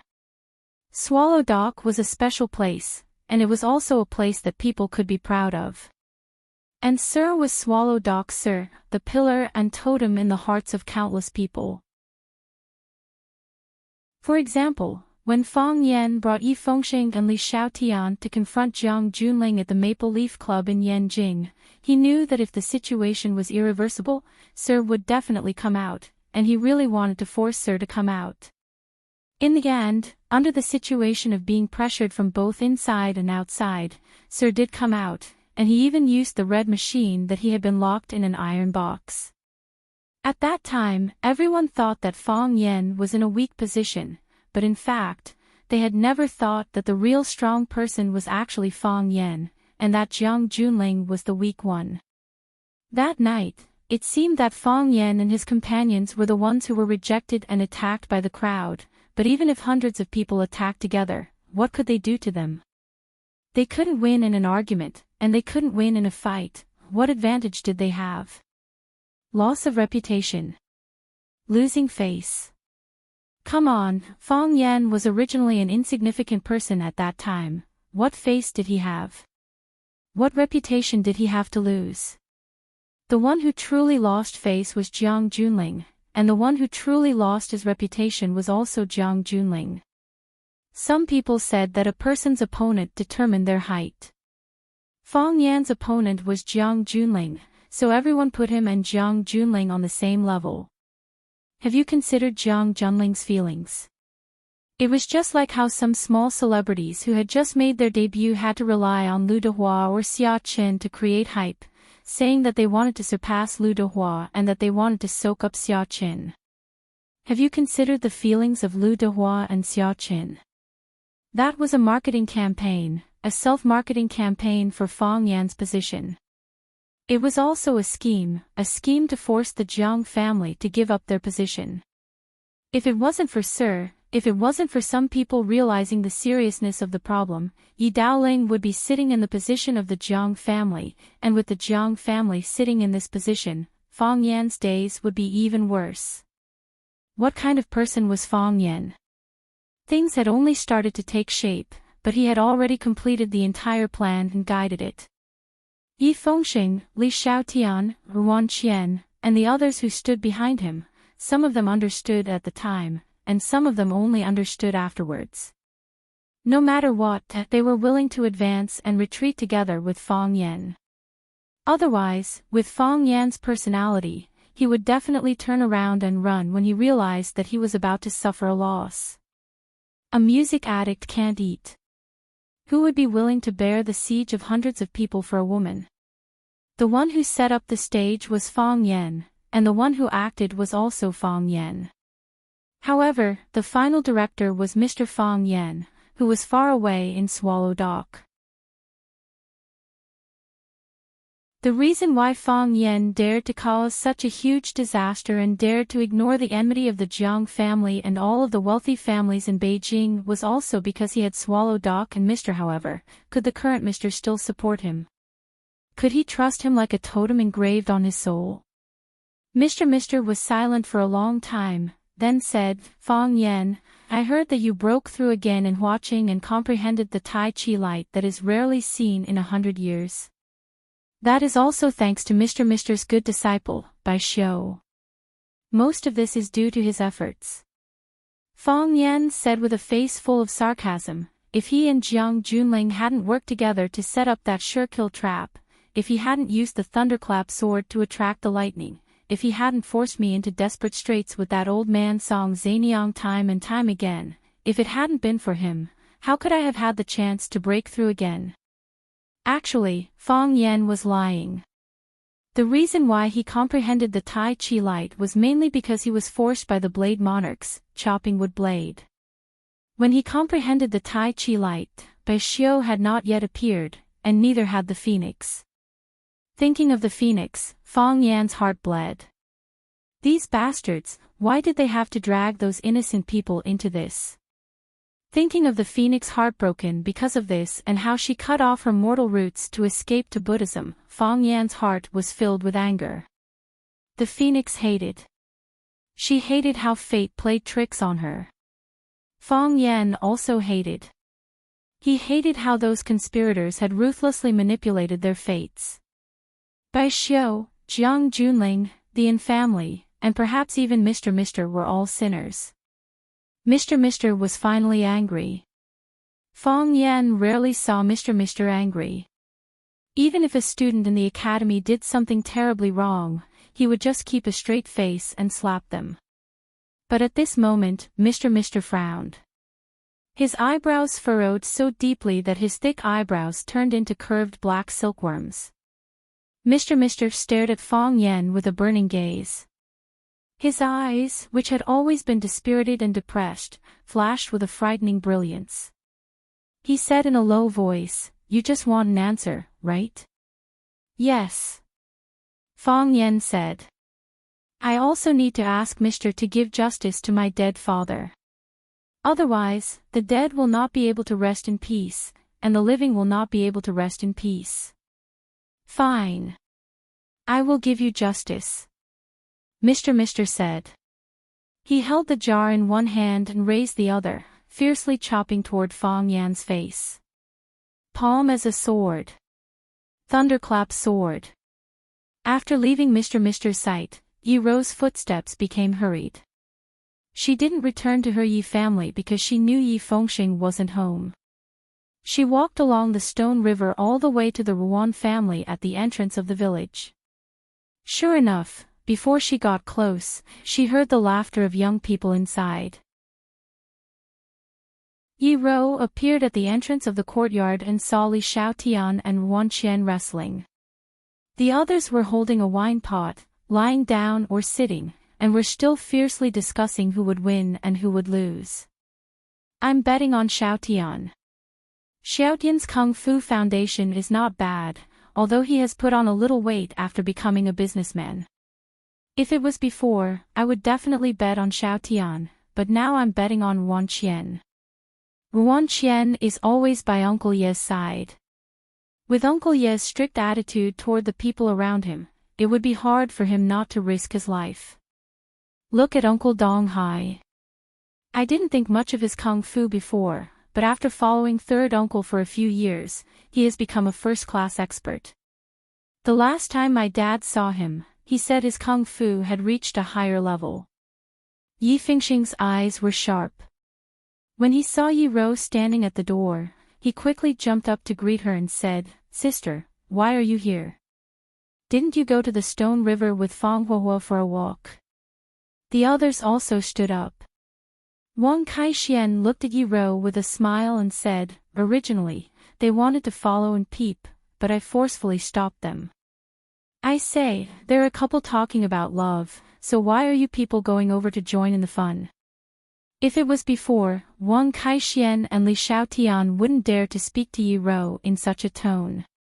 Because according to Yi Ro's character, they were likely to be beaten black and blue by Yi Ro before they could finish a joke.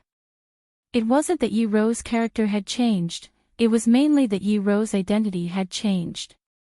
Now, Yi Ro was his brother's woman. If he made a joke with his brother's woman, wouldn't it mean that everyone was close and liked her? Sure enough, Yi Ro didn't hit them this time. Yi Ro looked at Yi Fengxing and said, "Fang Yan went to see Sir F***ck. Yi Fengxing threw the wine bottle in his hand out, smashing it on the wall and breaking it. He cursed, "This bastard, son of a bitch, we agreed to go together. How can he be so untrustworthy?" Chapter 678. This bastard, son of a bitch, we agreed to go together. How can he not keep his word? This time, Yi Fengxing, Wang Kaixian, and the others were really angry. They had clearly agreed to go see teacher together, so why did he quietly run off alone? This kind of behavior was much more serious than saying that they would grow old together, but you secretly went to bake oil. Exactly. What kind of logic is that? Wang Kaixian was so angry that he stomped his feet and cursed. Fang Yan, that be ****, pushing us once is what he should do. Pushing us twice is due to our friendship. Pushing us 3 or 4 times means that he doesn't treat us as brothers. We have treated him with sincerity. What does he mean by doing this? Yi Ro frowned slightly.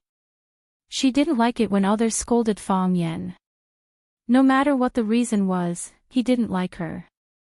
Don't get excited. Let's listen to what Gentle has to say.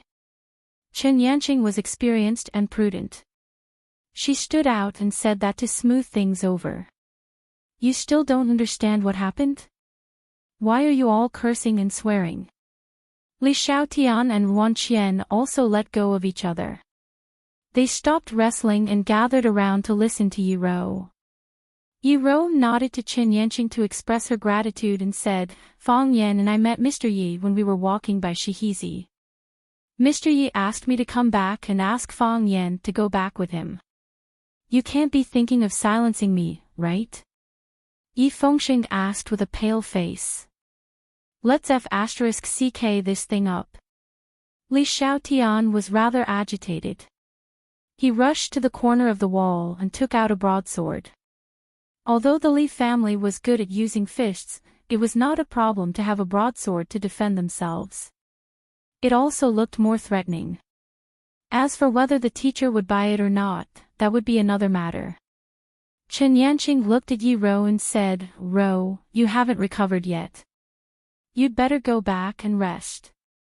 Rest assured, as long as we're still alive, we won't let Fang Yan suffer any losses." "Yes. I don't believe that Mr. can single-handedly wipe out all of us." Ruan Jing roared, his face red. It was quite interesting for a delicate and gentle man to shout such hot-blooded words. Yi Ro refused and said, "I'll go with you." "Sis, your body." Yi Fengxing tried to persuade her further. "I won't do anything. I'll just watch from the side," Yi Wen said. Watching is also a form of strength. If there were more witnesses, you wouldn't have gone too far with Fang Yan. "I understand." Yi Fengxing nodded.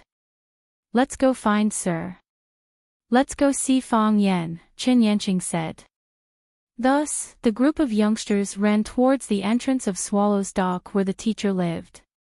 As they ran, they shouted loudly at the yards they passed. "A life for a life, a debt must be paid back. Mr. wants to see Fang Yan. Mr. wants to see Fang Yan. Everyone, come and take a look. Sir said that he will give justice to Fang Yan." As they ran, the gates of the courtyard were opened one after another. Some of the gates were open, and people ran out of the courtyard. More gates were closed at an even faster speed. It was better not to get involved in some things. When they ran to the Fang family's house, Yi Fengxing turned a corner, trotted through the hall, and ran to the backyard. He shouted to Fang Hui, who was sitting in the yard drinking tea, "Grandpa, Grandpa, Fang Yan went to see Sir. Sir wants Fang Yan to see him. Where's the thing you prepared?" Fang Hui was stunned for a moment, then he laughed and said, "In the second drawer of the mahogany cabinet in my room. You can use it." Yi Fengxing rushed into Fang Hui's room and rummaged through it. Soon, he came out with something. He shook his fat butt and ran outside, saying, "Grandpa, you don't have to come here. We're here." His voice faded away, and before he finished speaking, he had already disappeared. Fang Hui sat in the yard in silence for a long time. He said to the King Kong eagle, who was looking around curiously, "It's a little late, but it still came out." "Sir." He sighed and turned his wheelchair in circles in the yard. Fang Yan had never fought with Sir.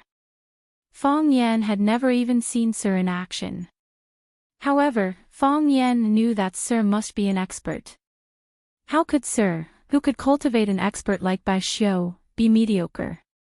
Fang Yan and Bai Xiu had fought before, and Bai Xiu's swordsmanship had reached the highest level of profound meaning. Fang Yan had only heard from the elders of Swallow Dock that Sir was an expert in swordsmanship, and that his thunderclap sword was impenetrable. However, Sir had also said to the elders in the village that Bai Xiu was an expert in swordsmanship, and that he was superior to him. Then, whether the master was stronger than the disciple, or the disciple had surpassed the master, was unknown. However, it was conceivable that the master and disciple were both masters of swordsmanship. Sir didn't use a sword, but his hand was the sword. The sword swung out, plain and indifferent. There was no rolling energy, no thunder or lightning. It was as if he wasn't using the thunderclap sword, but the soul-vanishing saber. However, Fang Yan knew that Sir was using the thunderclap sword. The true profound meaning of the thunderclap sword lay in silent thunder. Bai Xiu's sword swung out, thunder rose, the momentum was huge, and the sword chi was overbearing. Bai Xiu gained the upper hand with a show of strength, but he also lost because he exposed too much. Sir's sword was plain and simple. You didn't know where you would be shocked, and you didn't know where the thunder was. However, you knew that the thunder would definitely detonate. Just like the last move that Fang Yan used in the battle with Bai Xiu, hidden thunder, sword not shocking thunder, but person shocking thunder. The most exquisite part was that it was hidden and ready to strike at any moment. That was the sword that Bai Xiu used with all his strength, and it was also his last life-saving move. In Bai Xiu's view, that sword could be his trump card. Of course, that sword really caused great trouble for Fang Yan. Fang Yan caught the lightning in the air and was almost blown to pieces by it. However, Sir used his palm as a sword and casually used such a move. This big liar. Fang Yan thought in grief and indignation. He even said, Bai Xiu is better at the sword than me. In order to make his disciple proud, he went against his conscience and said such irresponsible words. If he had known that Sir was so powerful, Fang Yan would have pretended to be dead when he met Sir just now. Or he would have sent his girlfriend home first, then hid in the Yi residence and not come out until his body recovered or the Taiji heart appeared again. With Fang Yan's current state, it would be very difficult to take this sword. However, with Fang Yan's current state of mind, he would take this sword even if he died. Things had already come to this, and he couldn't take even half a step back. Fang Yan's footwork came from the self-created drunken crane riding the wind, a genius of a generation, the old drunkard Mo Qingdi. Fang Yan's body became blurred, and under the sunlight appeared 1 Fang Yan, 2 Fang Yan, 3 Fang Yan, and countless Fang Yan. With the naked eye, it was densely packed with Fang Yan. Fang Yan thought that since he couldn't beat him, he would use a superior body movement to avoid this killer move, waste some time, and then find a chance to turn the tables. Just like when he dueled with the Tao addict, Song Zhanxing. As long as he didn't die, as long as he was alive, he would definitely find a chance to fight back. Fang Huohuo was good at this. Fang Yan's speed was at the extreme. He felt that he had turned into a bolt of lightning. Boom! He felt his chest tighten, and then his body rose into the air and flew backward. When he was still flying in the air, he spat out a mouthful of blood. It was just like the 72 transformations of Sun Wukong. With a single somersault cloud, he could travel 108,000 li. No matter how he flew, he still couldn't escape from Buddha Rolai's grasp. Fang Yan was Sun Wukong, and Mr. was Buddha Rolai. Fang Yan still couldn't dodge. Clang! Fang Yan's body fell heavily on the hard stone ground, and then rolled backward. Bang! Fang Yan's body slammed heavily against the wall of the courtyard, and only then did he manage to stop with difficulty. He propped up his body with both hands, wiped the blood from the corner of his mouth, and looked at Teacher, who stood still inside the door, with a face full of surprise. Too strong. Teacher was too strong. Because of the moving mountain, Fang Yan's body still couldn't recover, and the heart of Tai Chi was in a dead fetus state. However, this didn't mean that Fang Yan didn't have any fighting ability. Without the heart of Tai Chi, Fang Yan was still a first-class master in Swallow Dock. Even if he fought with someone like Yi Daoling, he wouldn't let the other party gain any advantage. However, when facing Teacher, he didn't have any power to fight back. Teacher slashed out with his sword, and Fang Yan used all his means but still couldn't escape. This wasn't just a gap in strength, but a gap in realm. Teacher was still standing inside the door, still standing in the shadow of the hut. Fang Yan was lying outside the hut, lying under the warm sunlight. His clothes were dyed red with blood, and the corners of his mouth were stained with blood, making him look a little embarrassed. Fang Yan looked at Teacher in disbelief and said, "Why is it like this? Why is the gap so big? Fang Yan, don't you understand?" Teacher looked at Fang Yan and said. One of his hands was still holding the enamel jar, and there was still half a jar of big leaf tea in it. During the course of their battle, not a single drop of tea spilled out. "I don't understand," Fong Yen said. He didn't understand, nor did he want to understand. He was the young genius of Swallow Dock, the target of countless praises. He had worked so hard, breaking through again and again. He had just comprehended the light of Tai Chi, although he could not use the heart of Tai Chi in this battle. He, who had lost the heart of Tai Chi, was so vulnerable. "Realm," teacher said. "Realm." Fong Yan had an ominous feeling. He stared coldly at teacher and asked, "Is teacher at the Heavenly Tao Realm?" Chapter 679. What was the Heavenly Tao Realm? Such a state was difficult to describe with words. It could only be explained with examples. Black Dragon, one of the Hua Xia 3 dragons, was at the Heavenly Tao Realm. Divine Dragon, one of the Hua Xia 3 dragons, was at the Heavenly Tao Realm. At his peak, Mo Qingdi was also at the Heavenly Tao Realm. In a place like Swallow Dock where experts gathered, Mo Qingdi had suppressed all the elites of Swallow Dock to the point of suffocation after he reached the Heavenly Tao Realm.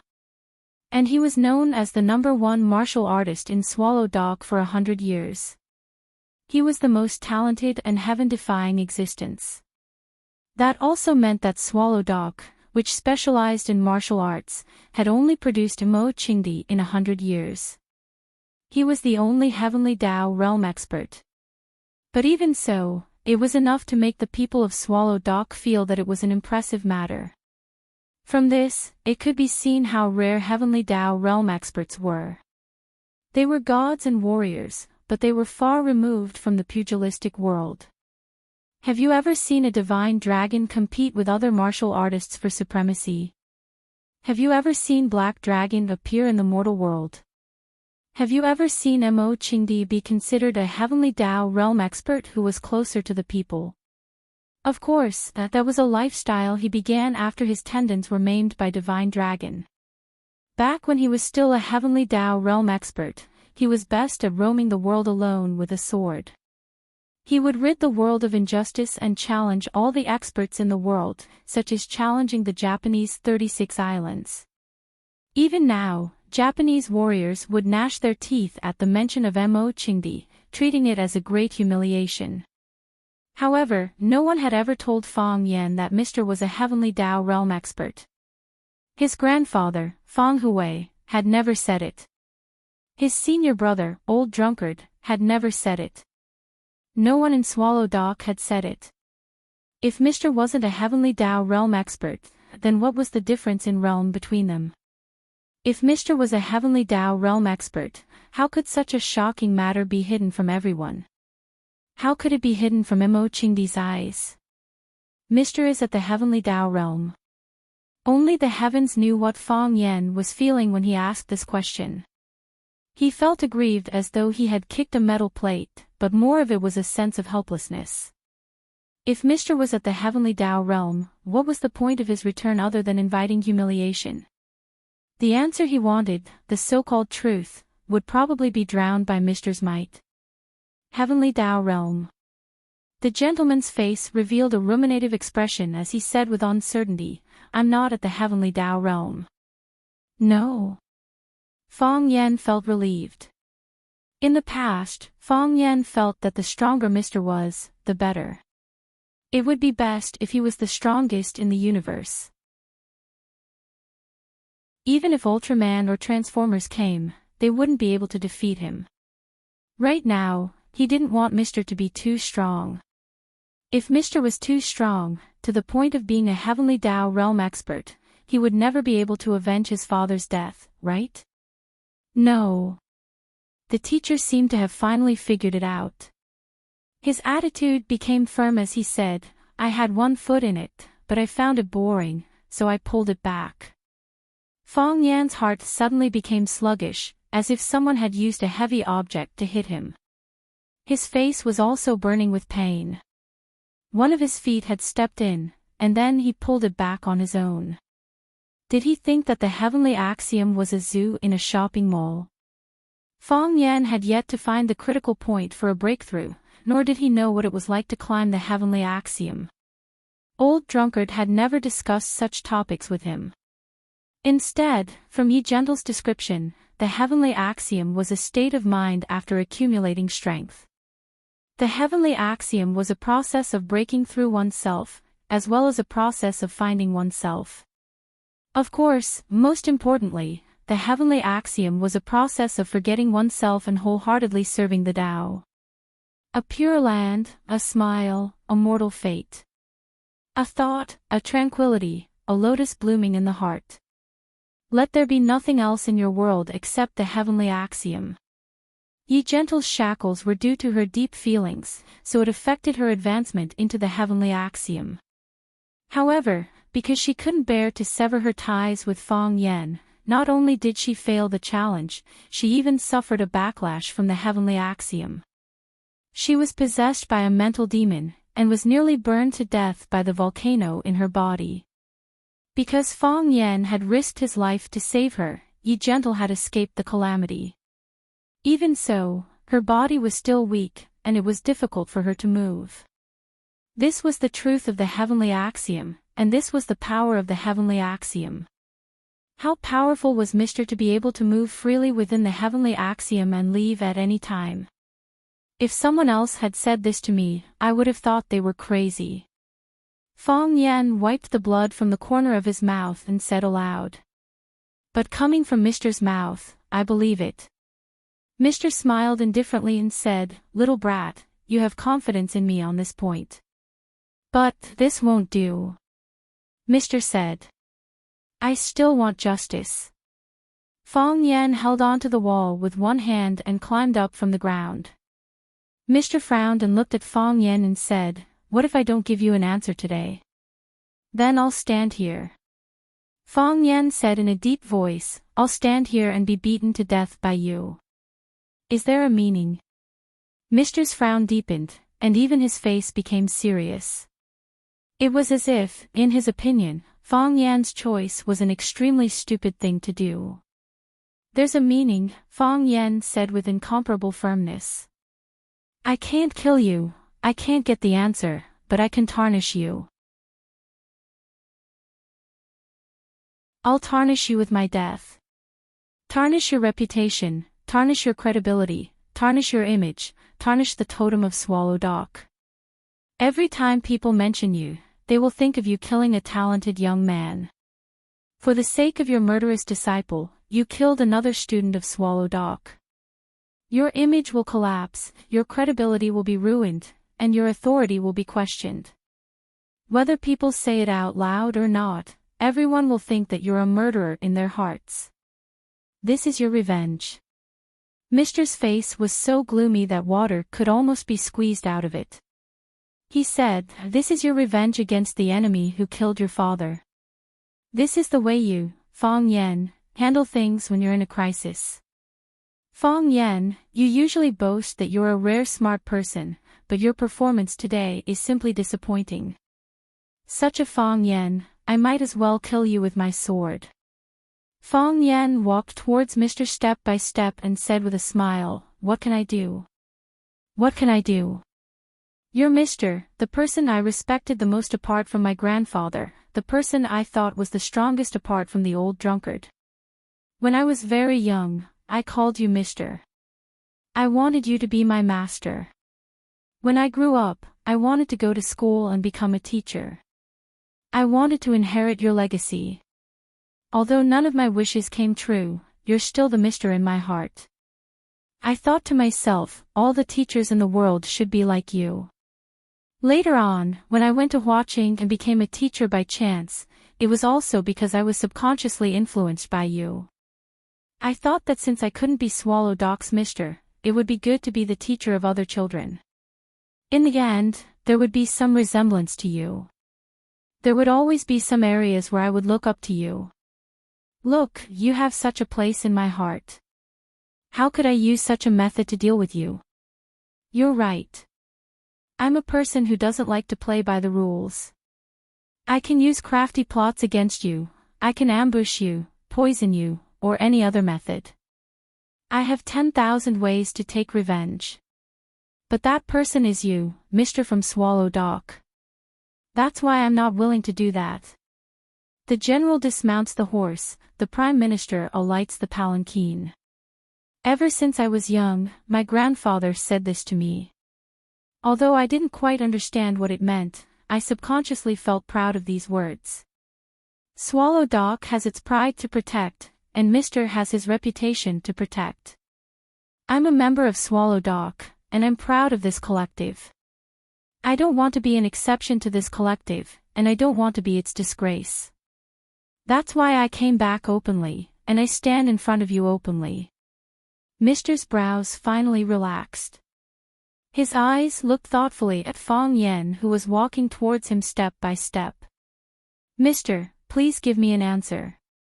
Fong Yen stood at the door, stood in front of Mister, and said aloud. Mister stood outside the door, and he and Mister were only separated by a doorsill. Mister, please give me an answer. Fong Yen pleaded. Bai Xiao, why did he kill my father? Mister held the enamel jar in one hand, and his other hand turned into a sword again. Thunderclap sword. Stop. A coarse voice roared. You old man, stop. The man's angry voice rang out. Even in his angry state, he didn't dare to curse in front of Mister. From this, it could be seen how deep Mister's prestige was. Mister, what are you doing? Let's talk this out. Chen Yanqing said with a smile. As a civil servant in the ministry, he had practiced not to get angry easily during his work. As they spoke, a group of young people ran in front of Fong Yen, using their fat or thin bodies to block in front of Mister. Yi Fengxing, Li Xiaotian, Chen Yanqing, Wang Kaixian, Wan Qian, except for Zhu Zaidan, who was far away in the North Sea, Swallow Dock's #1 male heavenly group, Hua Meinan, were all here, blocking in front of Fong Yen. Yi Ro rushed over, and saw the blood on Fong Yan's face, the dust on his back, and the dent in the wall. Her expression was cold, but she didn't say anything. She only walked to Fong Yan's side, stretched out her small hand, and held Fong Yan's blood-stained hand. Fong Yan wanted to break free, but she held on tightly. When Fong Yan exerted force, she also exerted force. She used her small action to express to Fong Yan that wherever he was, she would be there. Chapter 680. The Mister looked at Yi Fengxing, Li Xiaotian, and the others who had hurried over, and said with a smile, I knew you little brats had returned, but you were always hiding and refusing to show your faces. Mister is no longer qualified to be your Mister. You didn't even greet Mister when you returned. What? Were you waiting for today to show me who I was? How could that be? We came back a few days ago, but not because we didn't want to visit Mister, but because Li Xiaotian was sick. Yes, Li Xiaotian was very sick. We have been staying by his side these few days, afraid that something might happen to him. Yi Fengxing's face was full of awkwardness, and he said, We didn't come to show you who you are. In our Swallow Dock, who can show you who you are? We just heard that you wanted to give justice to Fong Yen, so we came to see. Yes, yes. Li Xiaotian also nodded and said, I was sick some time ago, very sick. We all believe that Mister is fair and just in handling matters. Chen Yanqing looked at the Mister with a smile, and said, In all these years, I have never heard of Mister wrongly accusing anyone. The Mister laughed heartily, and put down the sword in his hand. Looking at the group of young people from Swallow Dock who kept flattering him, he said with a smile, You all put one hat on my head after another, but it is because you don't trust me enough, right? You say that I am fair and just in handling matters, but that is because you are worried that I am not fair and just in the matter of Fong Yen. You say that I have not wrongly accused anyone all these years, but you are worried that I have wrongly accused someone in the matter of Fong Yen. The smile on the Mister's face froze, And he looked at Fang Yan and the others with a serious voice, and said, "What if I say that I do not give you an explanation this time?" All the young people were dumbfounded. They had thought of Mr.'s reaction, but they did not expect Mr. to have such a reaction. What kind of attitude was this? Was this not a hooligan? If Fang Yan or any of them were hooligans, they would feel that it was natural, but when Mr. acted like a hooligan, it was hard to accept. "Mister, what do you mean?" Yi Fengxing asked. "What I mean is, the matter could have been solved in another way," the teacher said. "For example?" Yi Fengxing asked. "For example, if I cut Fang Yan in half, or if Fang Yan cuts me in half, what do you think?" "That's not good," Yi Fengxing said. "Sir, we just want an answer. Why can't you just tell us directly?" Mr.'s face was full of anger, as if he had been greatly insulted. He stared coldly at Fang Yan and asked, "Since you just want to know an answer, why can't you come and ask me directly?" Fang Yan's expression froze as he looked at the teacher in surprise. "You came back 8 days ago at 5 o'clock in the afternoon, didn't you?" "Yes," Yi Fengxing replied softly. When they came back, he took a look at the time. They came back at that time. Teacher's village was at the easternmost part of the village, which was also at the entrance of the village. When they came back, they made such a big noise. It was impossible that teacher didn't hear it. It was not surprising that Monsieur should know when they would be back. "Did someone tie your hands and feet to prevent you from coming?" Teacher asked again. "No," Li Xiaotian said. "Did someone gag your mouth to prevent you from making a sound?" "No. I'm not at home. On a long journey." "Sir, since no one." Teacher's expression became extremely dignified, and his voice became extremely serious. He said, "Then, tell me, why did you wait until now to find me? Why do you have to make things so complicated? Why do you have to make such a big scene?" "Teacher, we are just..." Chen Yanqing wanted to explain, but the truth was right in front of them. They had returned a long time ago, and had been back for a long time. However, they did not think of asking teacher, and even deliberately avoided teacher. They did not want teacher to see them return. They wanted to stand out at a crucial moment and give teacher a fatal blow. They thought that teacher was guilty. Although the truth had not been revealed, they already thought that teacher was the mastermind behind Bai Xiu's death. He was the one who instructed and manipulated Bai Xiu to kill Fang Yixing, and then prepared to kill Fang Yan. Yes, that was what they thought in their hearts. Otherwise, why would they be afraid of teacher? After teacher took Fang Yan away, why would they be so anxious? In your hearts, I am the murderer, I am the sinner, I am the enemy that you are about to face. Should I feel very embarrassed? Should I feel very embarrassed? Teacher looked at Fang Yan and said, "What is this place?" "This is Swallow Dock. This is the Swallow Dock where the general dismounts the horse and the prime minister alights." "Who am I?" "I am the teacher of this Swallow Dock. When each of you was born, I went to your home to visit you, and held you in my arms. From the time you started to read 100 family names and rules for disciples, I was already your teacher. Fang Yan, didn't you become a teacher in Huaqing? Didn't you achieve some good results? Who was the one who first nurtured and guided you in your knowledge of ancient literature? Ruan Qian, you are now Dao Mausoleum's secretary. Who was the one who first let you carefully study game theory? Li Xiaotian, you are now a businessman. When you were young, you were naughty and mischievous. Who was the one who said that your natural disposition was to be temporarily recorded? Now that you have grown up and each of you has your own achievements and career, you are now beginning to question whether your teacher is a murderer or the culprit of the murder case. Teacher looked at Fang Yan and said, "Fang Yan, if you came to me on the afternoon 8 days ago, on the night you came back, and you asked for an answer, and you asked for justice, would I have rejected you? I was worried. Fong Yan said honestly. Since everyone had already spoken, there was no need for him to hide anything. I was worried that teacher was no longer teacher. That's right. Because you were worried that teacher was no longer teacher, you delayed it day after day. You came back in groups, wanting to make a big deal out of it. You wanted everyone in Swallow Dock to see it. You were worried that teacher was being unfair. You were worried that I would speak up for Bai Xiu and wronged you. Teacher was in a bad mood. With an angry tone, he said, Fong Yan, on the afternoon you came back, I was waiting for you in this thatched hut. I didn't wait for you that afternoon.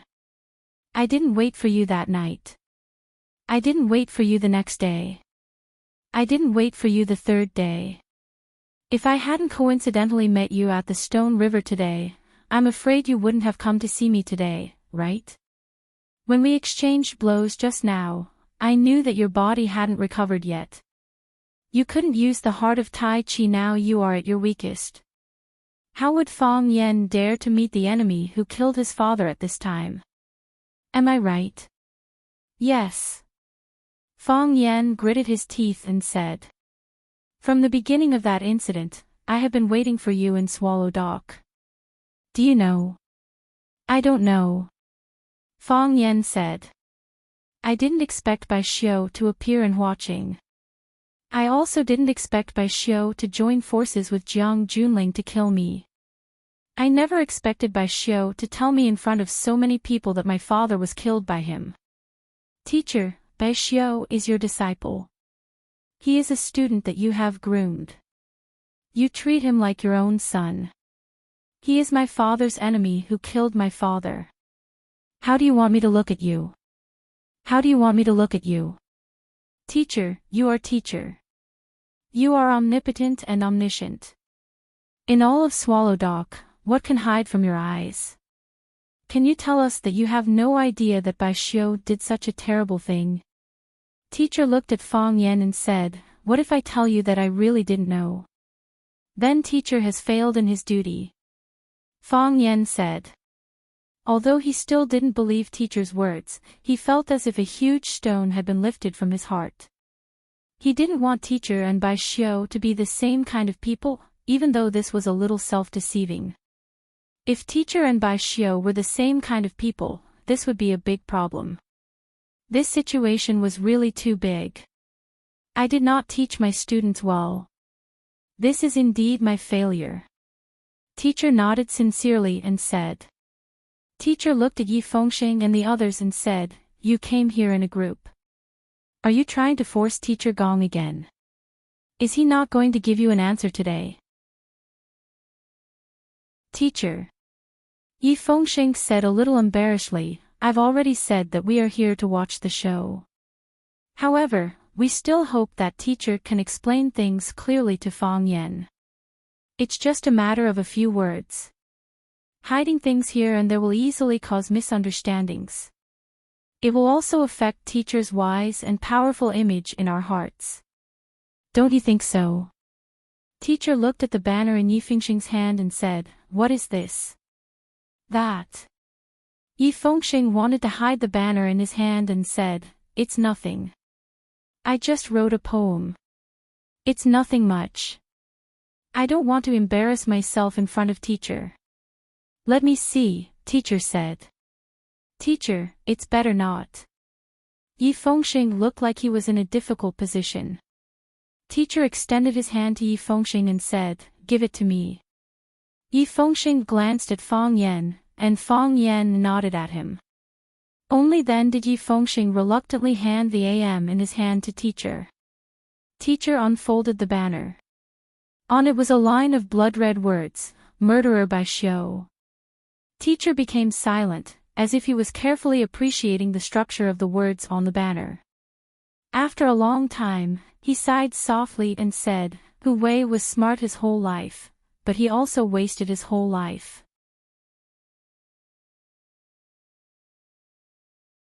Chapter 681.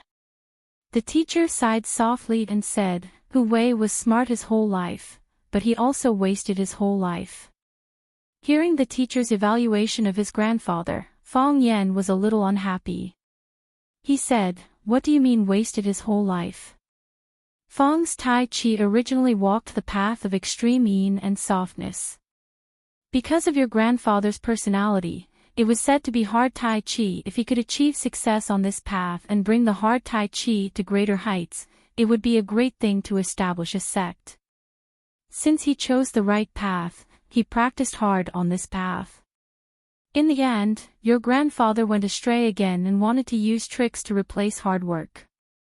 In the end, he stood out because he was focused on seeking the Tao.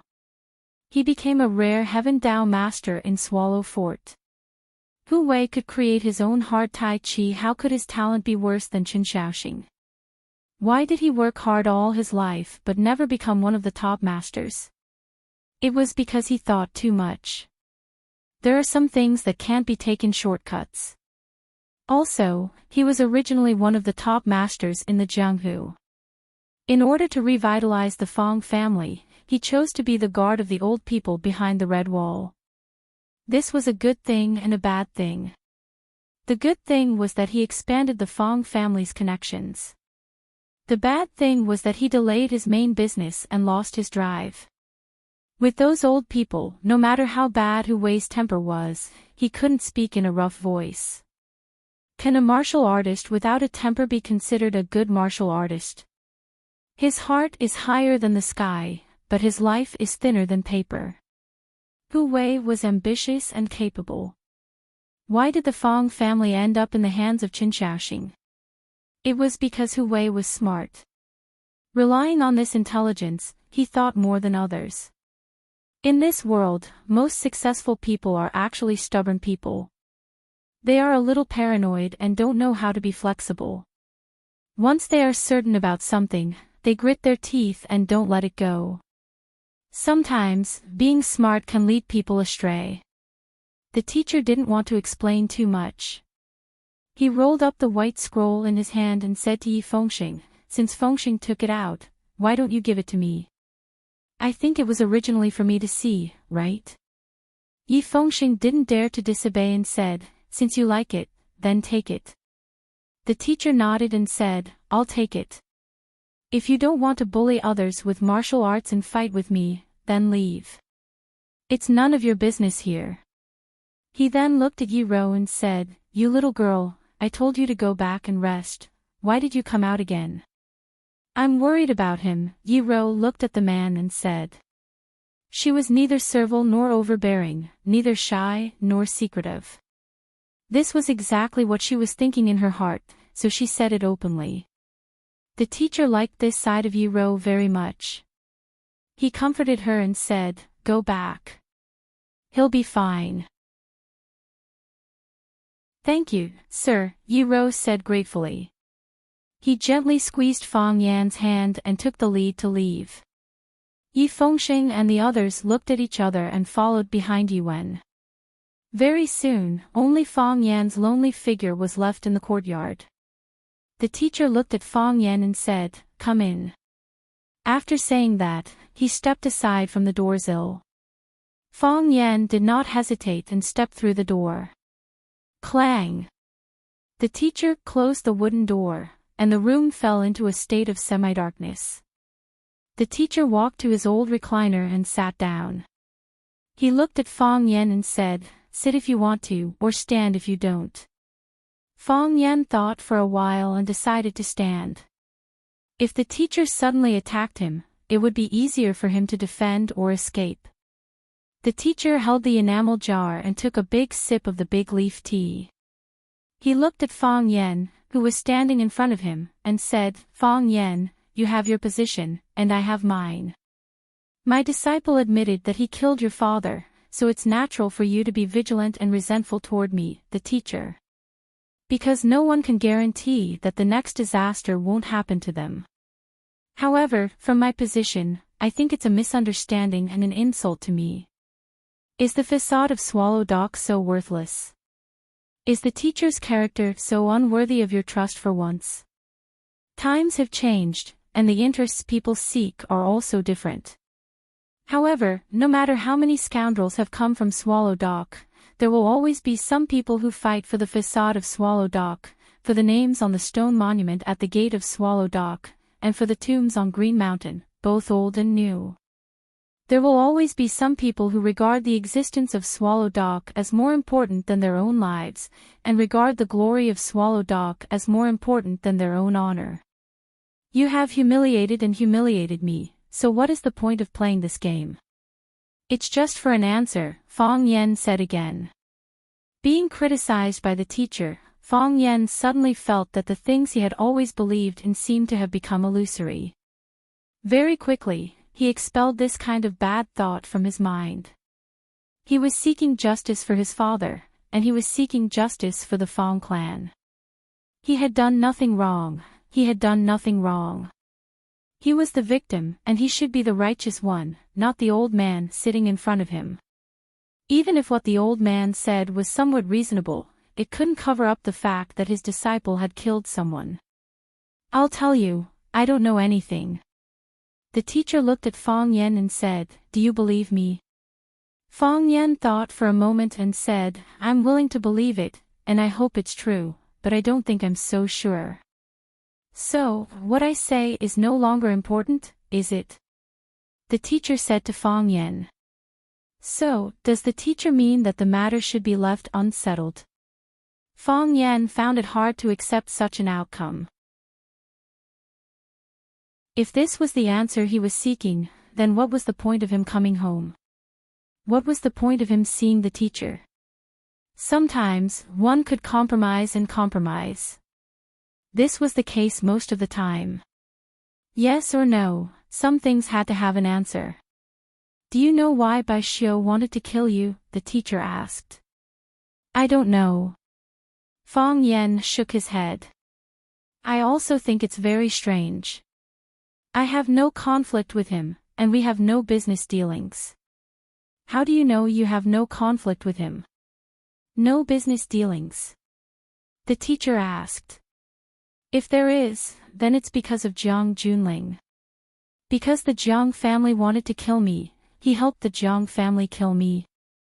"And what about the benefits of Swallow Dock?" the teacher said. "What benefits does Swallow Dock have?" Fong Yen was stunned for a moment. He stared at the teacher with wide eyes and said, "What do you mean, teacher?" The teacher sighed softly and said, "Because I cherish the relationship between master and disciple, I was willing to give him another chance.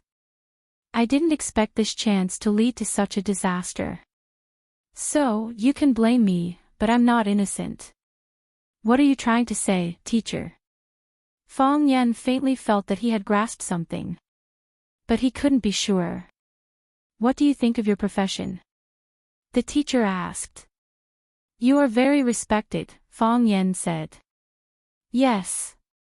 You are very respected," the teacher said. "What else?" "You can use the red machine," Fong Yen continued. "Yes, you can use the red machine." "What else?" Fong Yen couldn't think of anything else. "Apart from being respected, and being able to use the red machine once in a while, you are just a poor teacher in Swallow Dock. Isn't that so?" the teacher asked Fong Yen. Fong Yen looked at the clothes the teacher was wearing and looked at the simple and crude home. He nodded and said, "It is a bit poor. But, you didn't have to live like this." Would the teacher be short of money? If the teacher wanted money, there would be countless people willing to give it to him. If the teacher wanted women, there would be countless people who would give them to him. It was just that he didn't know if he could use his current body. "You have to live like this," the teacher said with a sigh. "Swallow Dock is a special place. We have the glory passed down from our ancestors, but we also have responsibilities that we have to fulfill for thousands of years." "What kind of existence is the teacher?" "The teacher is the teacher of Swallow Dock, the guide of Swallow Dock, and the suppressor of Swallow Dock. The warriors of Swallow Dock are the weapons of the country and the important weapons of the country. Long knives need sheaths, and treasured swords need sheaths. The sharpness of Swallow Dock also needs someone to cover and hide. It would be bad if they hurt themselves. The teacher is the sheath and sheath of Swallow Dock. He is the lubricant between Swallow Dock and some important people. Such people can only be trapped in Swallow Dock for the rest of their lives.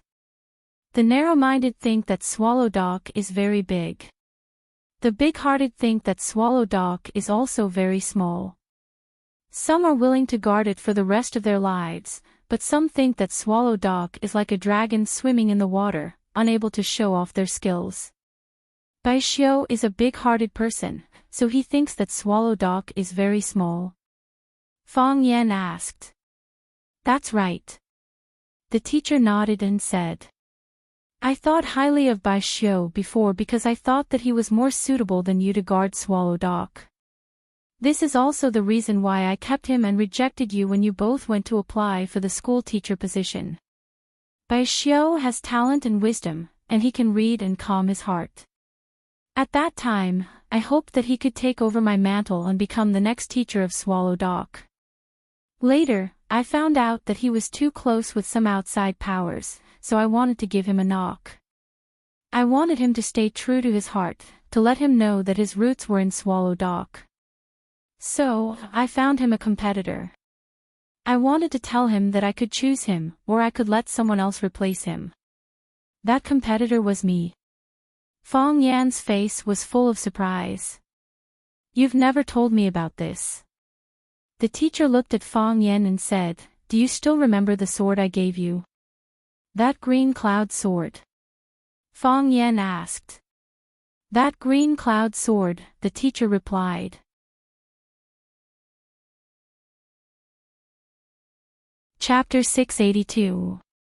Even if he had to hold back his tears, he had to finish the engagement. Even if he had to bleed, he had to bear the consequences. Fang Yan felt that he was a bastard. Why did he have to take advantage of teacher's Qingyun sword? That Qingyun sword. That damned Qingyun sword. What was the use of it? What was the use of it? Just because of that dusty sword, that scrap metal that was left in the corner, Bai Xiu wanted to kill his father and him. Did he want to exterminate his entire family? On New Year's Eve, his uncle was poisoned, his father was buried at the entrance of Swallow's Dock, the ambush at the summit of One Sword Peak. Was Bai Xiu a pervert? Just because of that broken sword, just because of teacher's provocative words, Bai Xiu regarded him as an opponent that had to be eradicated. An enemy that had to be killed. Besides, if you have any problems, just come at me. Why did you have to kill your own father? How could he bear to deal with someone who had nothing to do with him? Thinking of his father's tragic death, thinking of his father's body that had been poisoned by goo insects, Fang Yan's heart convulsed with pain. No wonder he used to hate Bai Xiu so much. It turned out that even before Bai Xiu showed his perverted side, he had already subconsciously thought of him as a pervert. Bai Xiu, Bai Xiu, killing you was too easy.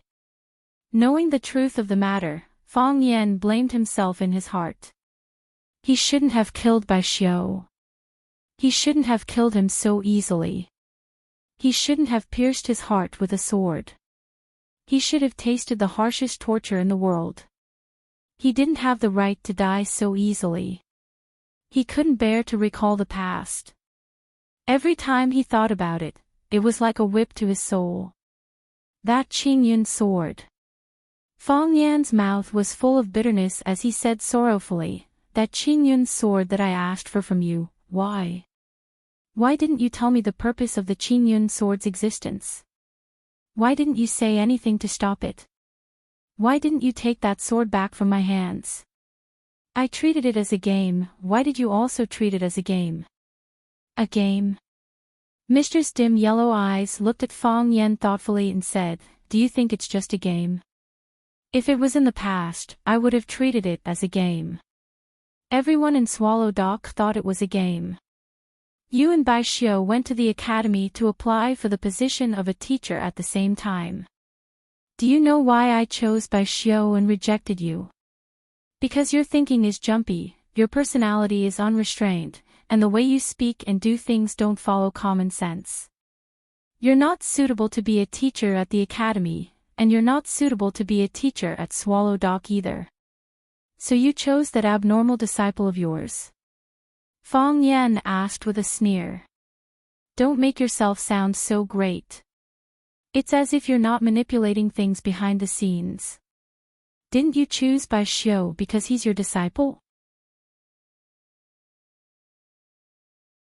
If he had known that this would be the result, if he had known that his father would die tragically as the price, he would have chosen not to provoke Jiang Junling. He would have even been willing to apologize to Jiang Junling.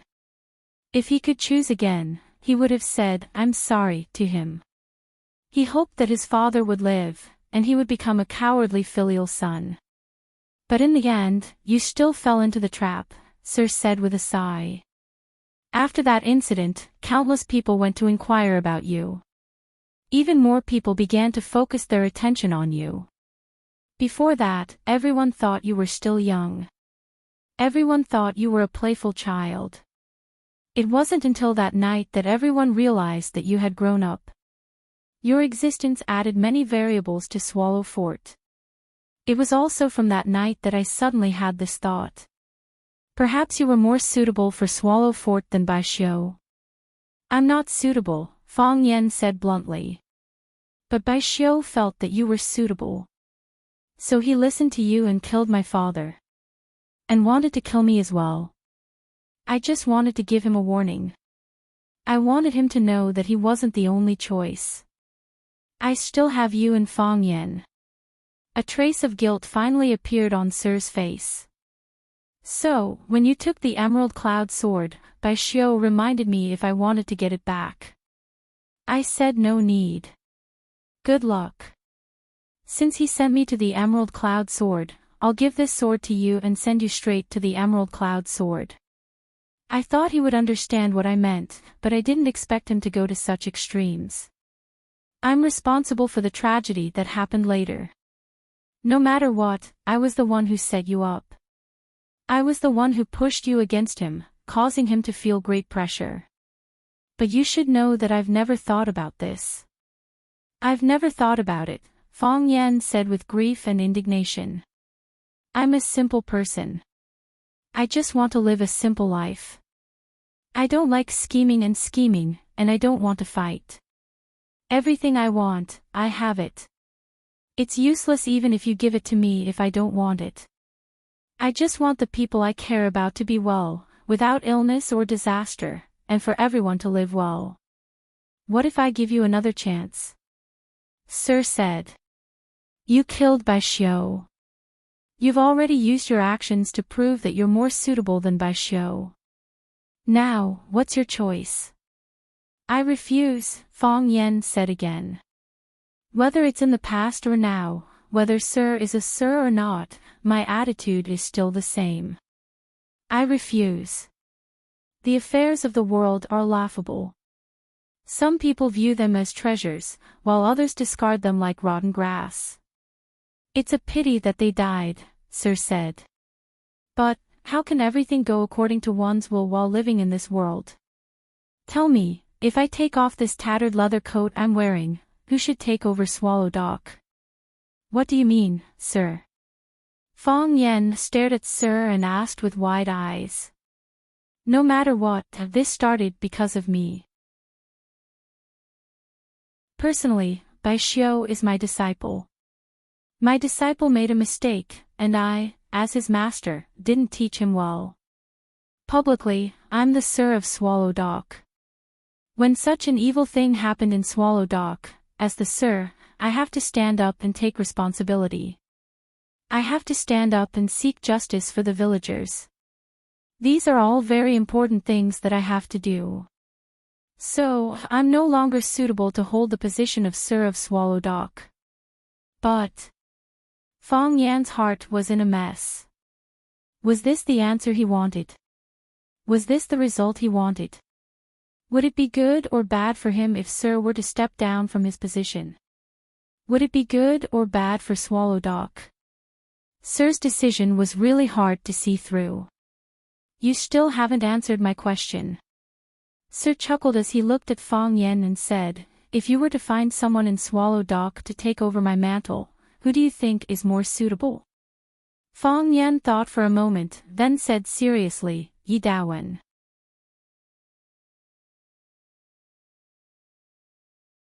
Chapter 683. The Fong Family. In the backyard of the Fong family, Lu Wan was holding an official teacup made after the rain. The Longjing tea in the teacup was already cold.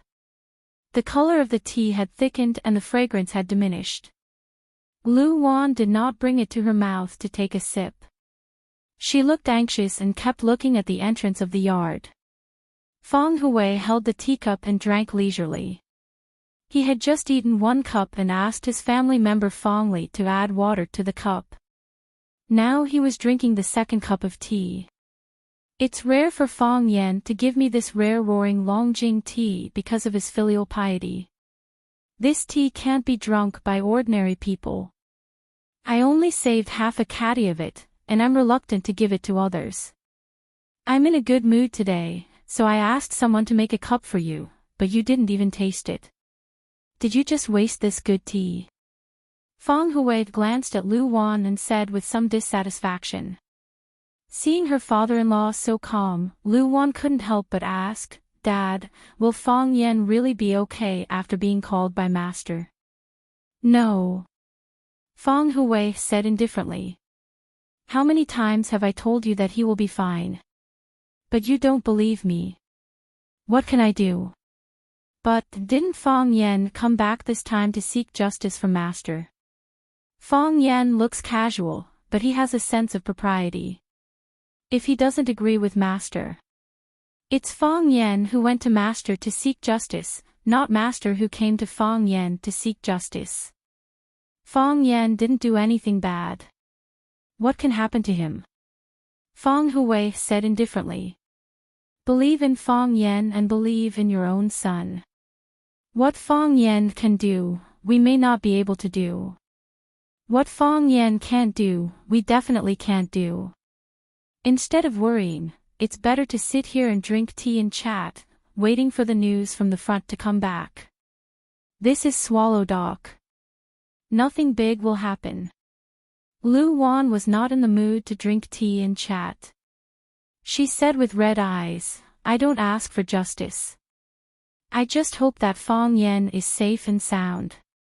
He called before and said that he would come back, and I wanted to refuse him.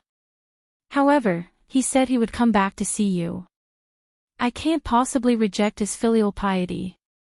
Fong Hui glanced at Lu Wan and sighed softly. You've just said that Fong Yen looks casual, but he has a sense of propriety deep down. If he insisted on doing something, who could change his mind? Now that the child had grown up, he needed to make his own path in the future. The only thing we can do is not to cause trouble for him. Don't worry, nothing will happen. I'll go out and take a look. Lu Wan put down the teacup and said aloud. Feng Sheng and the others also followed. I'll go and see if they have come back. Before he finished speaking, he had already left in a hurry. Old man Fong Hui shook his head with a wry smile and said to the Vajra eagle on the shelf, Women, their way of thinking is a bit too simple. I can't say that they're wrong, I can only say that they're shallow. How can there be such a simple thing in this world? He put the empty teacup on the small table in front of him, gently rubbed his thigh with his hand and said, There should be a result over there, right? Yi family. Yi family's ancestral hole. Yi Dawen placed 3 incense sticks in front of the ancestral tablet, then knelt on the praying mat in front of the offering table and respectfully kowtowed to the ancestral tablet. After kowtowing 3 times, Yi Dawen put his hands together, closed his eyes and mumbled. Dong dong. There was the sound of something hitting the ground. Yi Daowen opened his eyes and turned around to see the old ancestor standing at the entrance of the ancestral hall with a cane. Yi Daowen hurriedly got up and ran over to support the old ancestor, saying, "Old ancestor, why did you come here by yourself? Where are the girls? Where did they run off to play this time? See if I don't break their legs. Don't scold the girls, I came here on my own," the old ancestor said. She let Yi Daowen support her to sit in front of the ancestral hall's armchair and said, "Close the door. I want to have a few words of understanding with you." Yi Daowen was puzzled, but he still walked over and closed the vermilion door of the ancestral hall. Creak. The ancestral hall immediately fell into darkness. Smoke lingered, and longevity tablets stood in great numbers, looking somewhat eerie and terrifying. Yi Daowen looked at the old ancestor and asked with a smile, "Old ancestor, what do you want to say?" The old ancestor stared at Yi Daowen with a burning gaze. Her pupils were dim yellow, and her face was aged. In this kind of environment and atmosphere, it made people feel especially pressured. The old ancestor stared at Yi Daowen without blinking and said, "Daowen, do you really want that seat under Mister's butt?" "Old ancestor. Answer me, yes or no." "Old ancestor, there are some things that I can't decide alone," Yi Daowen said in a deep voice. "This is everyone's wish. I know, it's your collective decision. There are some things you want to hide from me, and there are some things you can't hide from me. But Daowen, do you think you can replace Mr. as Swallow Dock's Mr.? Do you think you're worthy?" At the village entrance. The stone tablet of Swallow Dock. Yi Ro looked at the name on the stone tablet with rapt attention. After 100 years of wind and rain, the words on the stone tablet were somewhat blurred, but the name on it had been engraved in the hearts of every Swallow Dock villager. A man should be engraved on a stone to record his merits. This was something that the elders of Swallow Dock often said to their children. Every villager of Swallow Dock wanted to engrave their name on the big stone at the village entrance one day. Originally, Yi Ro had a chance. If she had resolutely swung out that sword, she would have succeeded in breaking through the heavenly Tao, and her name would have been engraved on the stone tablet. Unfortunately, she had let go of such a precious opportunity. "Sister." Yi Fengsheng stood behind Yi Ro and called out carefully, "If we leave just like this, if Mr. were to kill Fang Yan, we won't be able to save him in time."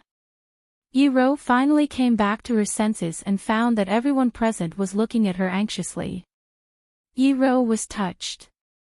She knew that these outstanding young men were all Fang Yan's best friends. Her boyfriend's best friend felt proud of Fang Yan for no reason. "He'll be fine," Yi Ro said aloud. "Mr. won't kill him. If Mr. wanted to kill him, there's no need to wait until now, Yi Daowen," Fang Yan said aloud.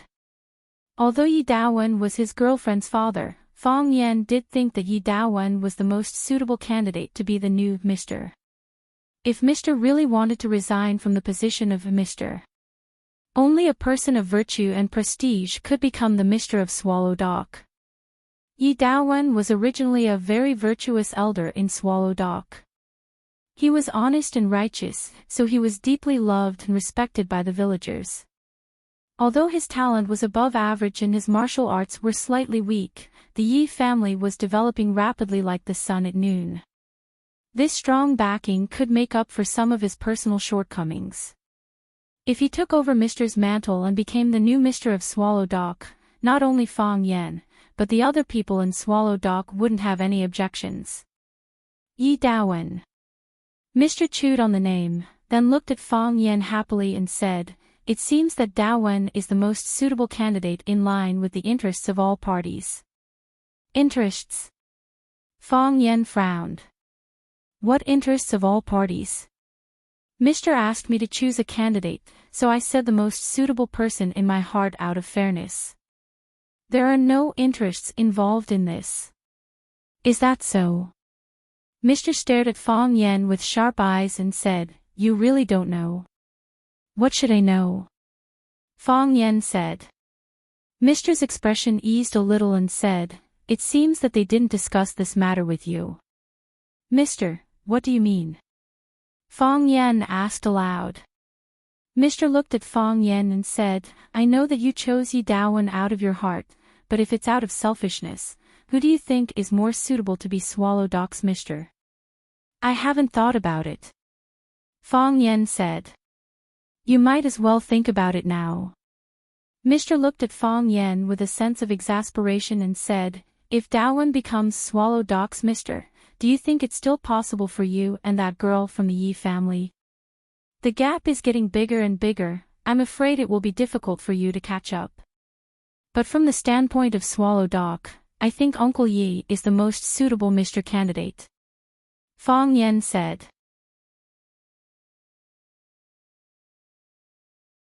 "I know Mr. is thinking for me from my standpoint, but I can't forget the public for selfishness. For the sake of Swallow Doc, Uncle Yi is indeed more suitable than the others. The Yi family instigated Dawen, your Fong family instigated Dawen, and even you instigated Dawen.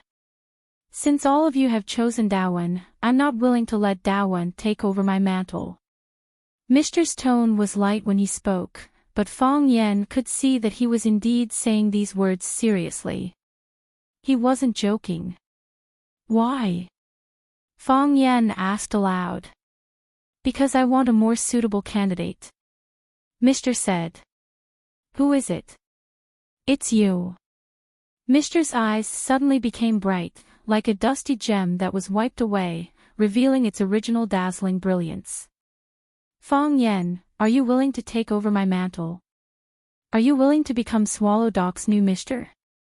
Fong Yan's mouth opened for a long time, and his pupils expanded several times. He said unhappily, "Mister, isn't this too willful?"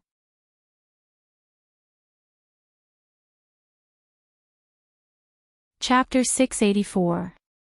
Because everyone else had incited Yi Dawen, the teacher had deliberately not chosen Yi Dawen. Other than saying that the teacher was willful, what else could describe such an irrational behavior? Willful. A faint smile appeared on the teacher's face, and he said, "When you live to my age, you can also be as willful as I am." The teacher looked at Fong Yen, and said, "Fong Yen, what do you think?" "I haven't thought about it."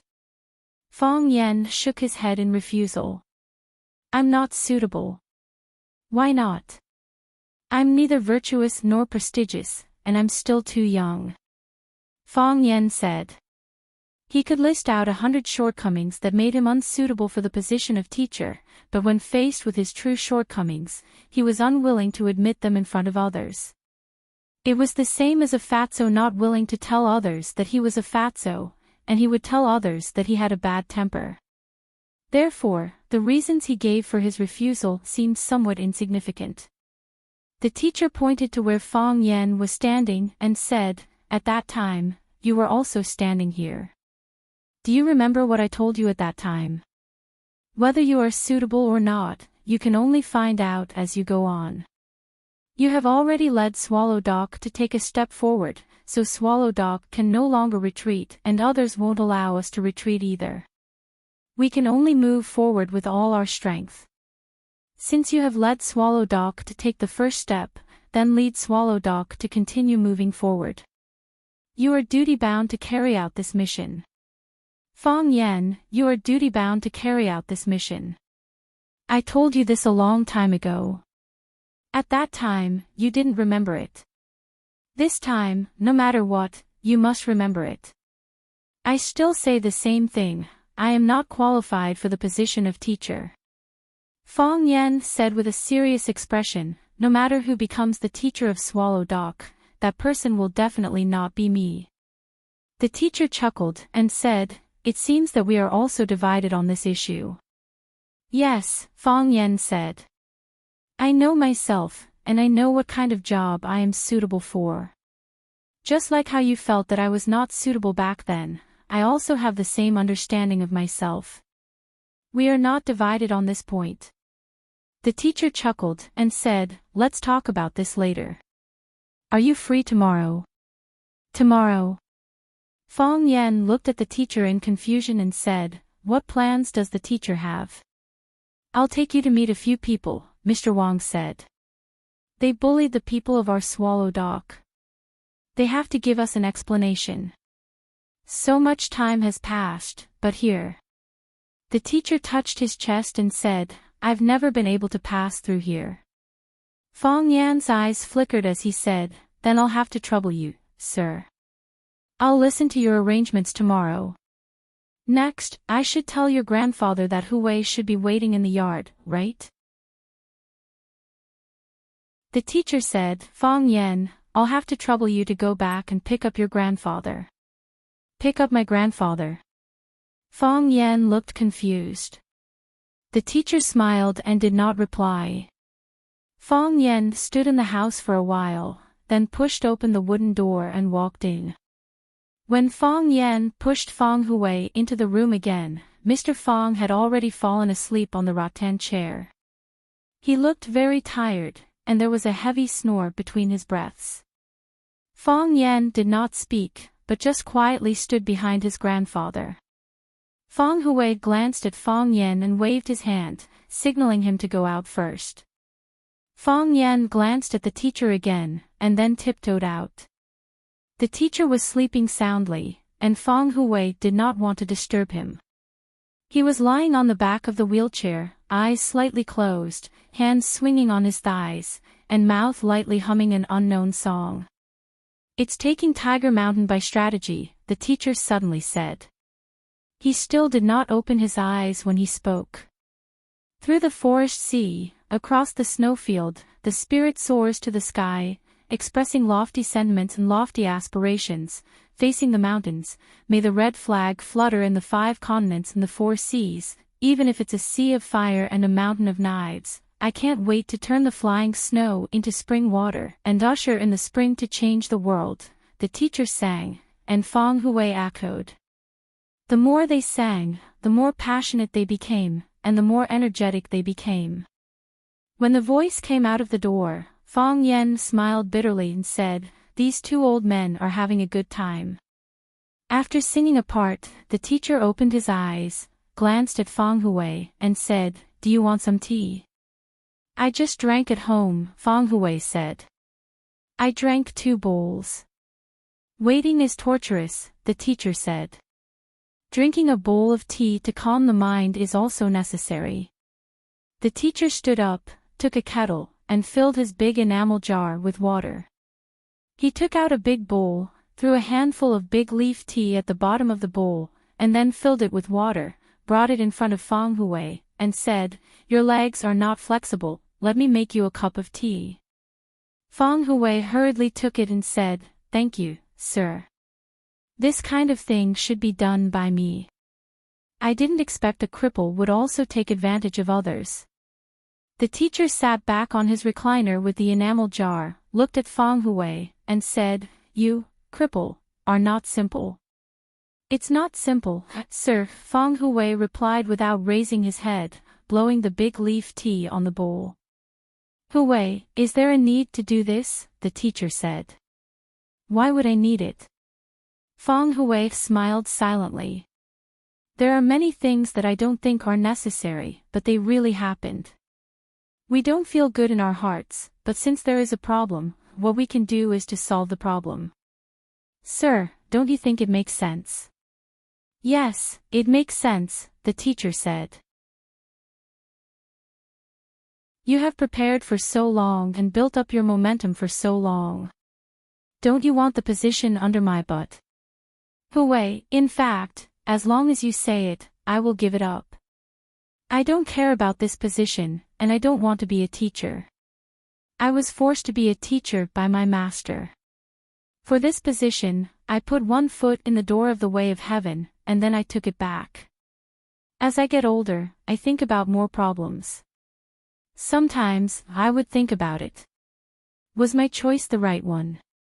Is this what I want? I used to think yes, that's what I want, but now I don't think so.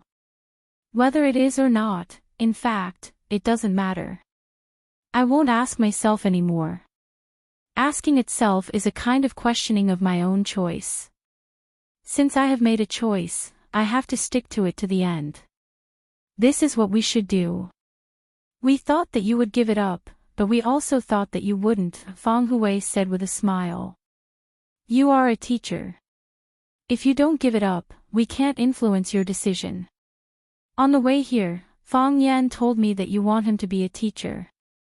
What ability does that kid have to be valued so much by you? You know better than me what kind of person your grandson is.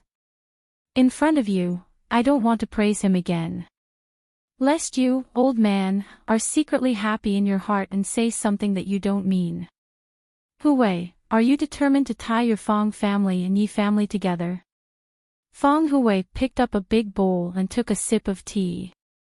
He said, it's not really a tie. It's just some cooperation. I know that nothing can be hidden from you, sir. You didn't try to hide it from me, did you? Sir said with a sarcastic smile. You have been preparing for so long. Didn't you want to give me a fatal blow? Sir took out the Murderer by Xiao scroll that he took from Yi Fengxing and looked at Feng Hui. How long have you been writing this scroll? The entire Swallow Dock knew that you had written such a piece of calligraphy. Also, when Feng Yan went to the Yi family, smashed the door and broke into the ancestral hall, the Yi family was all bark and no bite. They didn't do anything to Feng Yan. Before Feng Yan returned to Swallow Dock, you had already made sufficient preparations. When Feng Yan returned to Swallow Dock, you pushed him to the teeth of the storm. When everyone was paying attention to Feng Yan, they couldn't help but think that Feng Yan came back to see Sir. When will Feng Yan meet Sir? How will Sir treat Feng Yan? You've portrayed Feng Yan as a hero who wants to avenge his father, and you've portrayed me as a hypocrite who is a hypocrite. If I still don't know your purpose, then I'm not the Sir of Swallow Dock. Some things are designed, and some things are really God's will, Feng Hui said embarrassedly. That child, Ting Wen, forced her way in. Feng Yan was worried about Ting Wen's safety, so he hurriedly ran over. He broke the door and broke into someone else's ancestral hall. The Yi family was also very angry about these things. For this matter, Dao Ling specially asked someone to bring me to his house to discuss for a while. Later, the truth was revealed. Dao Ling went to our house to apologize. I begged the Yi family to stand up and say something at the critical moment. It was a fair and just sentence, and Dao Ling agreed. However, he also put forward his own request. They wanted Dao Wen to become the Sir of Swallow Dock. I felt that this request was not bad for us, so I agreed. Don't you think that the Yi family is too greedy? Sir looked at Feng Hui and said. Feng Hui nodded and said, but Dao Wen is indeed the most suitable candidate. Most of the time, we choose people not only because they are suitable, but also because they are suitable. Sir said in a deep voice, if Yi Dao Wen becomes the Sir of Swallow Dock, at that time, who can stop the crazy development of the Yi family?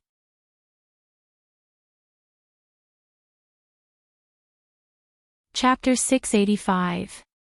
Feng Yan didn't want to be Mr. Yi.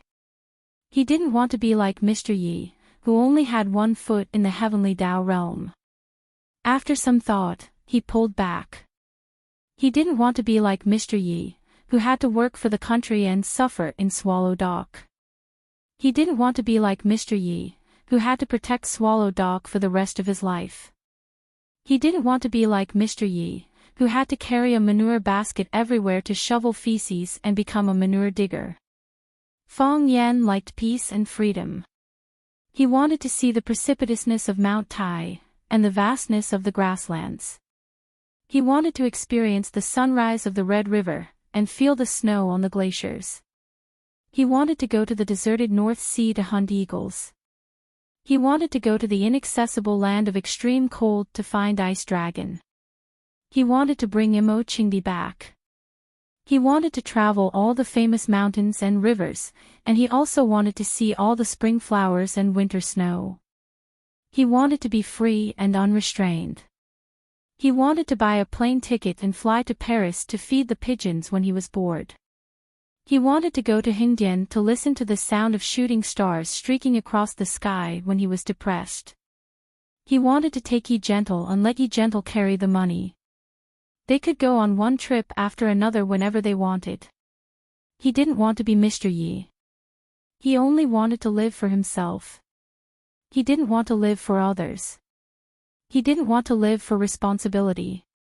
If he did that, he would be going against his own conscience. So, when Mr. Yi proposed such a tempting condition, he didn't hesitate to reject the men of Swallow Dock. How many people didn't want to be Mr. Yi? However, Fong Yen was still worried. He knew that his grandfather often thought differently from him. He lived for himself, but his grandfather would add different things to his life, such as glory and responsibility.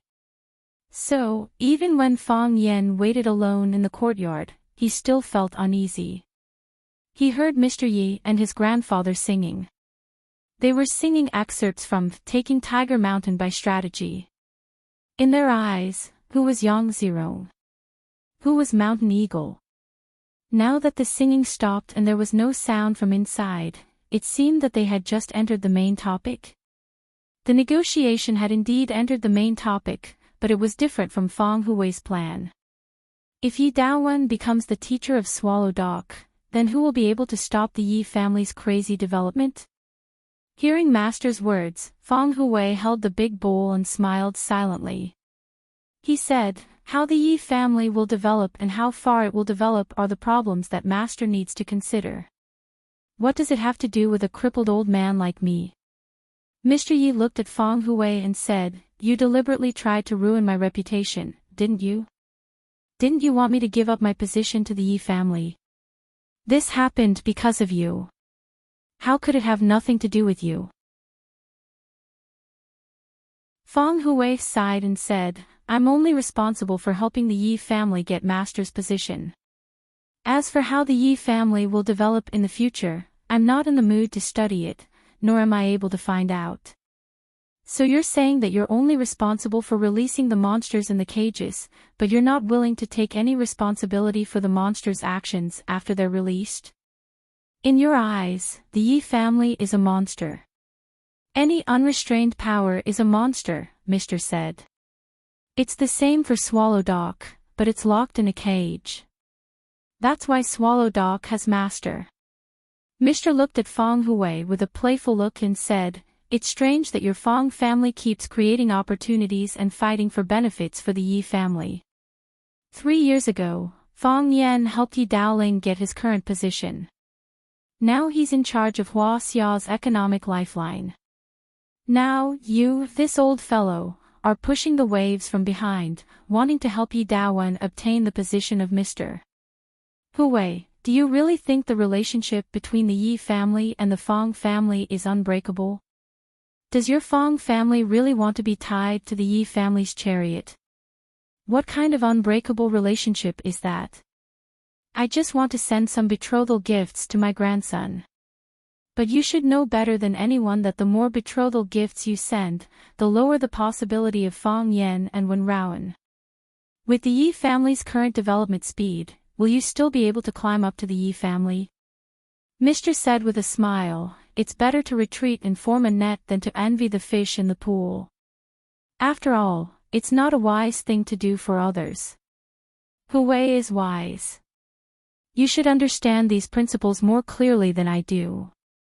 Do you mean you want Fong Yen to be master? Yes. But if Fong Yen becomes master, he will have to tear up with the Yi family. I'm afraid the marriage between the Fong family and the Yi family will be even more impossible, right? Fong Hui reached out and touched the cup. He said with a smile, you're harming me. You're up to no good. If I want to achieve what I want, I need to have enough strength. It's not hard to choose between being a bug that can only follow and respond, or to be a dragon that can contend with the Yi family, right? It's difficult. Feng Hui said with a smile, "It's very difficult." Mr. looked at Feng Hui and said, "Then do you choose to be a worm? Or choose to be a dragon?" "Naturally, I choose to be a dragon." Feng Hui said, "Wealth comes from danger. What do you think, Mr.?" Mr. smiled and said, "Hui, you're too smart. What a pity." The smile on Feng Hui's face slowly disappeared. He looked at Mr. seriously and said, "I know what you're feeling sorry about, but if you were me, what would you choose?" "I'd choose the same as you," Mr. said simply. "That's why I said we're both smart people." Feng Hui said, "Smart people have a hard life."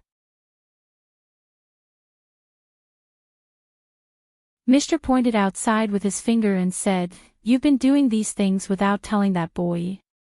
Feng Yan is smart and flexible, but he's pure in nature. The things we've done are too dirty. Even if he doesn't say anything, he'll still feel a little uncomfortable. Instead of that, it's better to get things done first. I'm lame and old. I can't help him in other aspects, but I'll help him take the blame and shield him from the dirty water. I'm good at these things." Mr. sighed softly and said, "It's not easy for you." Feng Hui laughed and said, "But I have a good grandson, and you don't." If there was a list of the most annoying people in Swallow Fort, the Feng family's grandfather and grandson would definitely be on it. Old street, old house. Feng Yan sized up the seemingly ordinary but not simple old alley. He looked at Mr. and asked, "What is this place?" On both sides of the alley were courtyards with red walls and gray tiles that looked very old. Some of them still maintained the style of the previous courtyard houses. However, the doors of each courtyard were tightly shut. One couldn't see what was going on inside, let alone know what kind of people lived in the courtyard. The street was narrow, and the middle of the alley could only allow one car to pass. Larger cars couldn't pass at all. There was no flow of people on bicycles, and it was rare to even see people. It was clearly in the downtown area, and the most important center of power in Huaxia was separated by a wall. However, this alley was very quiet, and there was almost no noise. Most importantly, Feng Yan sensed the aura of experts. There were at least 4 experts lying in ambush in the places he knew. There were also some people who were even more secretive. Only after they took action would he know their exact location. "Debt collectors," Mr. said expressionlessly. He reached out to knock on the door. He grabbed the copper buckle in the mouth of the Pihu beast and slapped the door. Paw, paw, paw. After 3 sounds, Mr. took a step back and stood at the bottom of the steps with his back straight. Creak. The wooden door was pulled open from the inside, and a tall woman appeared at the door. The woman bowed to Mr. and said, "Mr. Master knows you are coming today. He has already prepared good tea and has been waiting for you for a long time." Mr. nodded and raised his foot to enter the door. Only then did the woman's gaze fall on Feng Yan's face. She said with a smile, "Handsome boy, we haven't seen each other for a long time." Feng Yan looked at the woman in camouflage clothes and said, "Tigress, I haven't seen you for some time." The woman was the eagle herding in the sky and the tigress on the ground. Feng Yan knew that she was Jiang Junling's subordinate. The two of them had interacted before. However, he didn't expect to see her again here. Feng Yan looked at the tigress and sized up the old house in front of him. He said with a smile, "Is this the general's house?" The tigress also smiled. The woman's facial features were very beautiful. Because her chest was too large, she gave off a very strong feeling. However, when she smiled, there was a strange kind of sexiness. Conquering such a woman was also a good challenge for many men. "You stood at the door and came to ask for a debt. I don't know where you went. What if you were sold?" The tigress squinted her eyes and joked with Feng Yan. She moved her body to the side and made a gesture of invitation. That depends on whether you can sell it for a good price. Fang Yan said, if the price is right, I can also get a share of the benefits. If you want to sell it, then so be it. Big sister can't bear to sell you. The tigress said with a smile. You are a man that I rarely see that makes my heart beat. Fang Yan followed behind Mr. and walked towards the backyard of the small courtyard. The front yard wasn't big, but the backyard wasn't small. There were a lot of flowers and plants in the backyard, and there were also some fresh vegetables. There was a grape tree under the eaves of the porch. The vine of the grape tree climbed everywhere, covering half of the sky in the small courtyard. It blocked the sunlight outside, making the small courtyard look a little gloomy. Winter had arrived in Yanjing, and the weather was a little chilly. The vegetables were growing green, and the flowers were blooming beautifully. It was a comfortable and beautiful countryside. In a chives field, an old man wearing a straw hat was using a sickle to cut chives. Hearing the footsteps behind him, the old man adjusted his straw hat and looked over. He said to Mr. You came at the right time. I'll make chives dumplings for you tonight.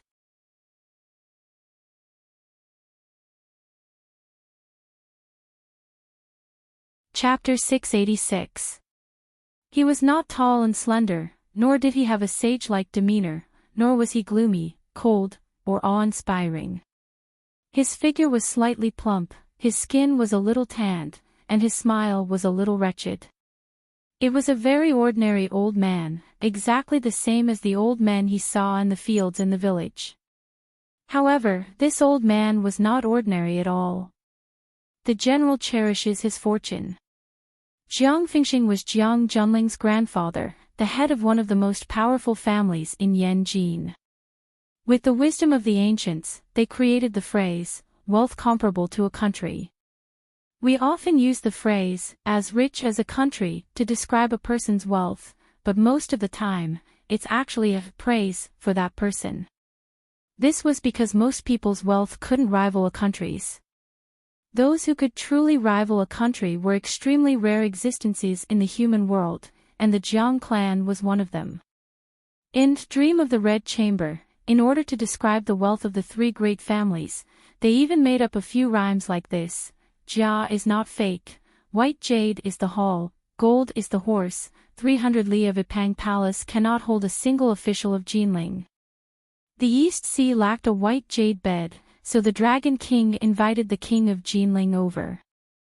A family of generals would not use white jade as a roof and gold as a horse. They would not do such a vulgar thing. However, the wealth of the Jiang family was far beyond that of the Jia, Shi, and Wang families. No one in the outside world knew how much wealth the Jiang family had. Even the Wolf King of the Jiang clan didn't know about this, right? That's great. The teacher said with a smile, I haven't eaten your chive dumplings for many years.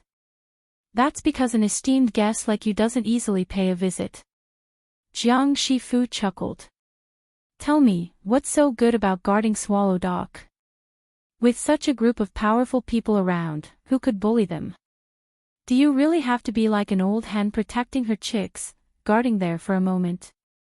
I say, when you have nothing better to do, you should come out and walk around more. You should go to Yanjing City more often. You didn't see your group of old friends in Yanjing City back then. Aren't I here now? Mr. Wang said with a smile. An old friend is an old friend. Whether he comes or not, we are still friends. While Jiang Shifu was talking to the teacher, he had already walked out of the vegetable field with a basket. He handed the basket in his hand to the tigress and said, wash the vegetables, then add a few more eggs and fry them together. Chop the stuffing into smaller pieces and add more sesame oil. I'll go mix the dough later. The tigress carried the basket and left, leaving Shifu in the corner of the yard with the tap to wash his hands. The teacher pointed at Fang Yan and said, Fang Yan. Oh. There were waves rolling in Jiang Shifu's eyes, and in an instant, he restored his tranquility. He looked at Fang Yan with great interest and said, "Let's eat dumplings later. Young people should eat more bowls." Fang Yan smiled and said, "I will try my best." Fang Yan didn't expect to eat dumplings at the general's house. He also didn't expect the dumplings at the general's house to taste so good. Tiger's stir-fried dumpling stuffing, shifu, and dough rolled into dumpling skin. It was neither soft nor hard, and the thickness was just right. With a single bite, his mouth was filled with oil. The green flavor of the chives and the aroma of the eggs blended together perfectly. It was even more delicious than the dishes cooked by star-rated chefs. The teacher ate a small bowl, and Jiang Shifu also ate a small bowl. After the two of them ate the dumplings, they each held a bowl of dumpling soup and sipped it. Fang Yan ate 3 bowls in a row. When he ate the second bowl, he felt almost full. The tigress asked him to eat another bowl, and he felt that eating another bowl was fine. Since the teacher dared to eat it, he wasn't worried that there was poison in the dumplings. Jiang Shifu looked at Fang Yan with a smile and said, "It's good to be young. When I was young, I could eat 5 bowls, but it wasn't a bowl like this. It was a bowl that was much bigger than this. Each bowl was full of sprouts. That bowl must be filled with dozens of dumplings, right? Dipping it in chili oil and mixing it, eating the dumplings and then drinking the soup, tsk, that taste is really beautiful." The teacher looked at Jiang Shifu and said, "You speak as if you had suffered a lot when you were young and how much tiredness. When I knew you, you were still a playboy. Brother, eating dumplings with chili oil was just you getting tired of eating delicacies and changing your taste. Your ancestors have a foundation that can't be squandered in 10 lifetimes. You can't lie to me about this kind of thing." Jiang Shifu laughed loudly and said, "It's strange. Our Jiang family has produced great generals and great scholars, but we've never produced farmers. But I just happen to like this life in the countryside. I like to grow some flowers and plants, grow some fruits and vegetables, and make my own dumplings to eat. Stepping on the muddy ground with my feet makes people feel at ease. Your heart is at ease, but other people's hearts aren't at ease," the teacher said with a sigh. It's all the children's business," Jiang Shifu said. "Do you really think it's worth bringing it out of your mouth?" "It's indeed the children's business," the teacher said. "The children's business isn't necessarily a small matter. At the very least, my side is quite passive." The teacher held the bowl in one hand and pointed at Fang Yan with the other, saying, "Look, he's already come knocking on our door.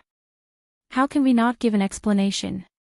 "Then give him an explanation," Jiang Shifu said. He drank most of the noodle soup in the bowl in one gulp, then put the large bowl on the stone table and waved at Fang Yan, shouting, "Young man, come here." Fang Yan quickly stuffed the last dumpling in the bowl into his mouth, threw the bowl to the side, and walked in front of the 2 elders. Jiang Shifu looked at Fang Yan and asked with a chuckle, "Are you full?" "I'm full." Fang Yan chewed the dumpling in his mouth and quickly swallowed it. "It's good that you're full," Jiang Shifu said. "This is the first time you've been a guest at my house. I don't have anything else, but I have to make sure you're full. Since you're full, let's talk about some serious matters." Fang Yan knew that the main topic had come. He didn't respond and waited for Jiang Shifu to continue. Jiang Shifu looked at Fang Yan and said, "Long Qinshang said that you came knocking on our door, so we have to give you an explanation." "What kind of explanation do you want?" "Father died tragically, and Huaqing was in danger. I want justice," Fang Yan said with a serious expression. It was all done by that brat of our family." "Indeed," Fang Yan said. He was worried that Jiang Shifu would act shamelessly and be unwilling to admit to the disgusting things his grandson had done.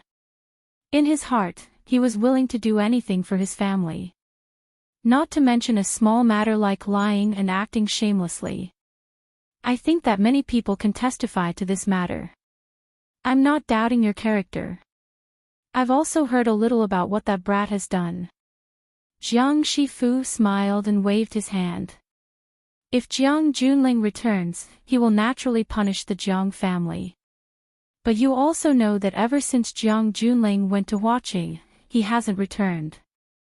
If that's the case, how should I give you an explanation?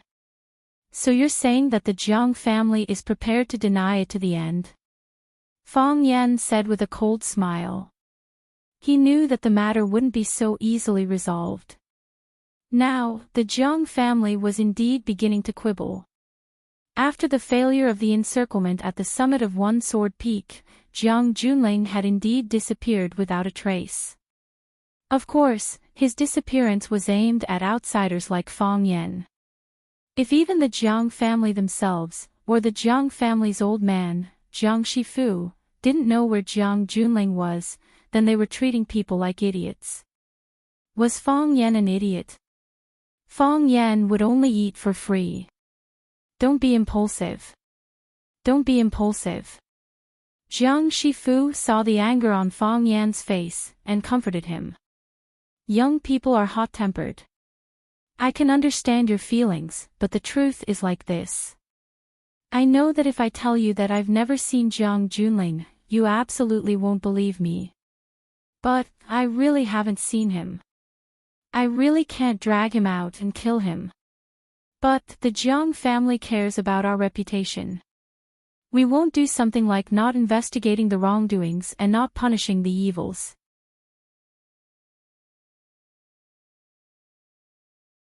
Jiang Shifu thought about it, then looked at Fang Yan and said, I can't find him. If you can find him, then you can do whatever you want, but the Jiang family needs to make a statement about this matter. How about this, I'll banish the bastard from the Jiang family and remove his name from the family tree.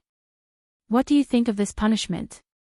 Banishing Jiang Junling from the Jiang family and removing his name from the family tree was a serious punishment. If Jiang Junling was no longer a member of the Jiang family, then he wouldn't be able to use the Jiang family's resources, and he would become a stray dog without power. If Jiang Junling's name was removed from the family tree, then he wouldn't be able to enter the Jiang family's ancestral hall or tomb after he died. In other words, Jiang Junling would have no parents, no relatives, no ancestral tablets, and would become a person without roots.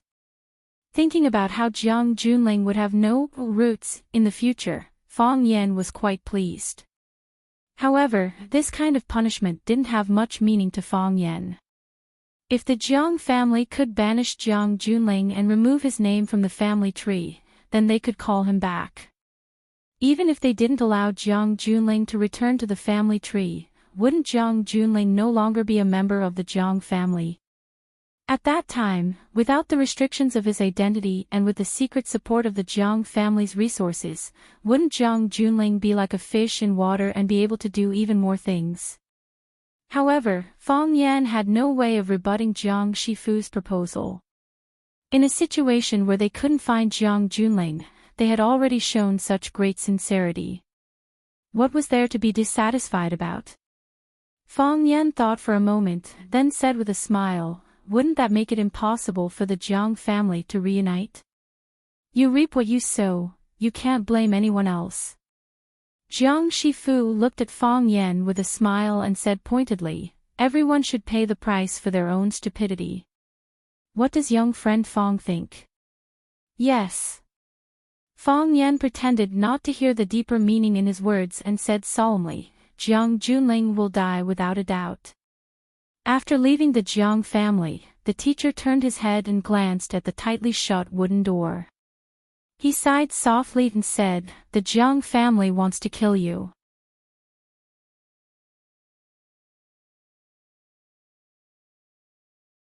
Chapter 687. To draw a dragon or to draw a tiger, it was difficult to draw its bones.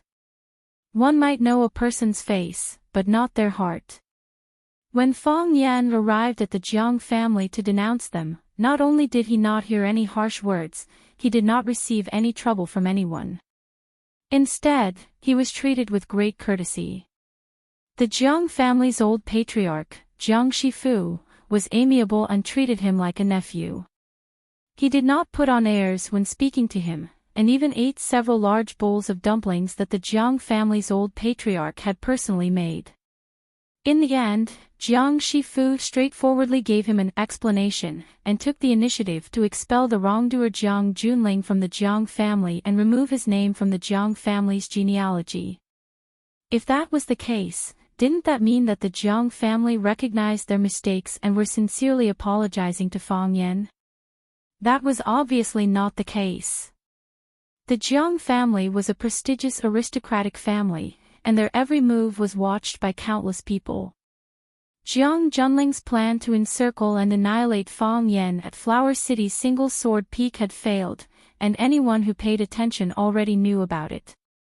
Now, Mr. Swallow Dog had personally taken action and brought the victim, Fong Yan, to the Jiang family to collect their debt. No matter what, the Jiang family had to give Fong Yan an explanation.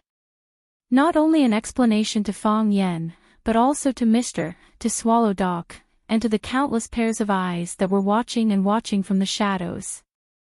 If the Jiang family did not handle this matter fairly and did not handle it beautifully, then the character and virtue that they had built up over thousands of years would be instantly wiped out. The Jiang family is using their power to bully others. The Jiang family has caused the Jiang family to be ruined, and they did not even say a word of apology. The Jiang family has really gone too far, they don't even want any face. This kind of rumor would definitely spread through the mouths of countless people, and the matter of the Jiang family using their wealth to bully others would become a pillar of shame that would be tied behind them. Therefore, when Mr. brought Fong Yan to his door, the old man of the Jiang family personally received him. His words and actions, as well as the final result of their handling of the matter, made it so that no one could find any basis for criticism.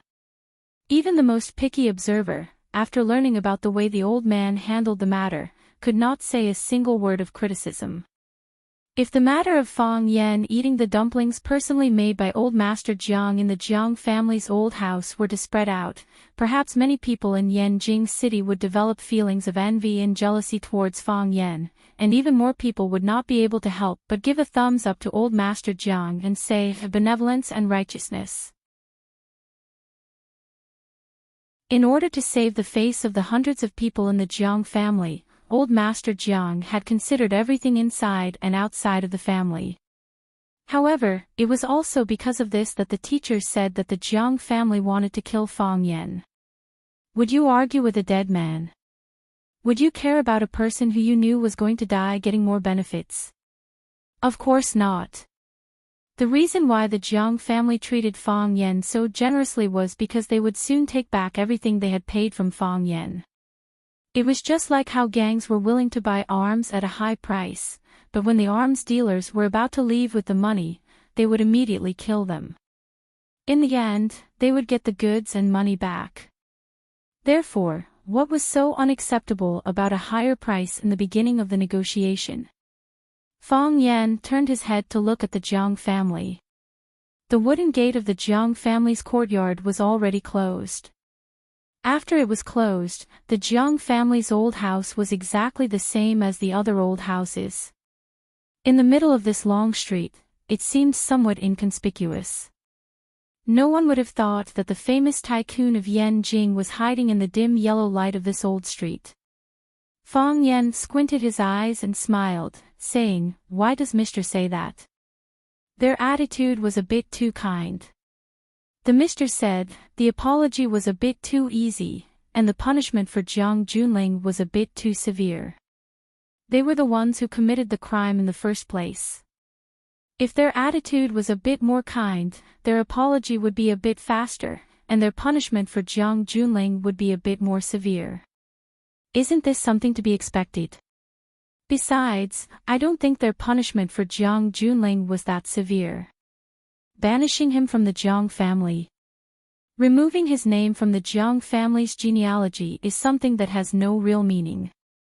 Rather than that, wouldn't it be better for them to drag Jiang Junling out and chop off one of his arms or 3 of his legs? Is that still a punishment?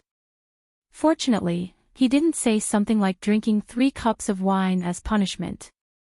Otherwise, I would have fallen out with that old fellow on the spot. Fang Yan, do you still not understand? The mister sighed softly and said, in the past, your opponent was Jiang Junling, and only one Jiang Junling.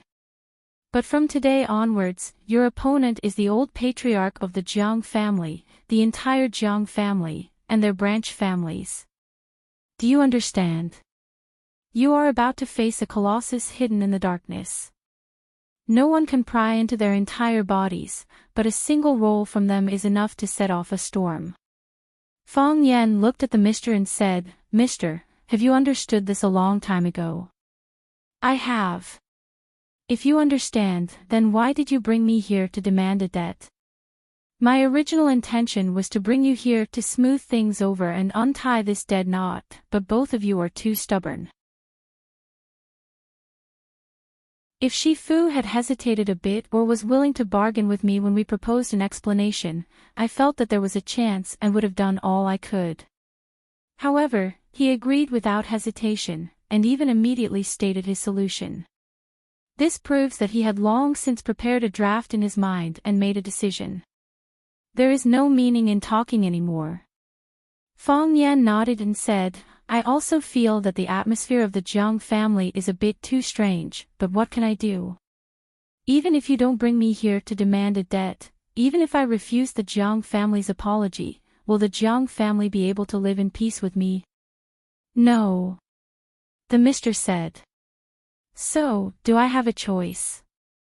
Or is it better to say that simply avoiding will solve the problem I face? The crisis I will encounter? No.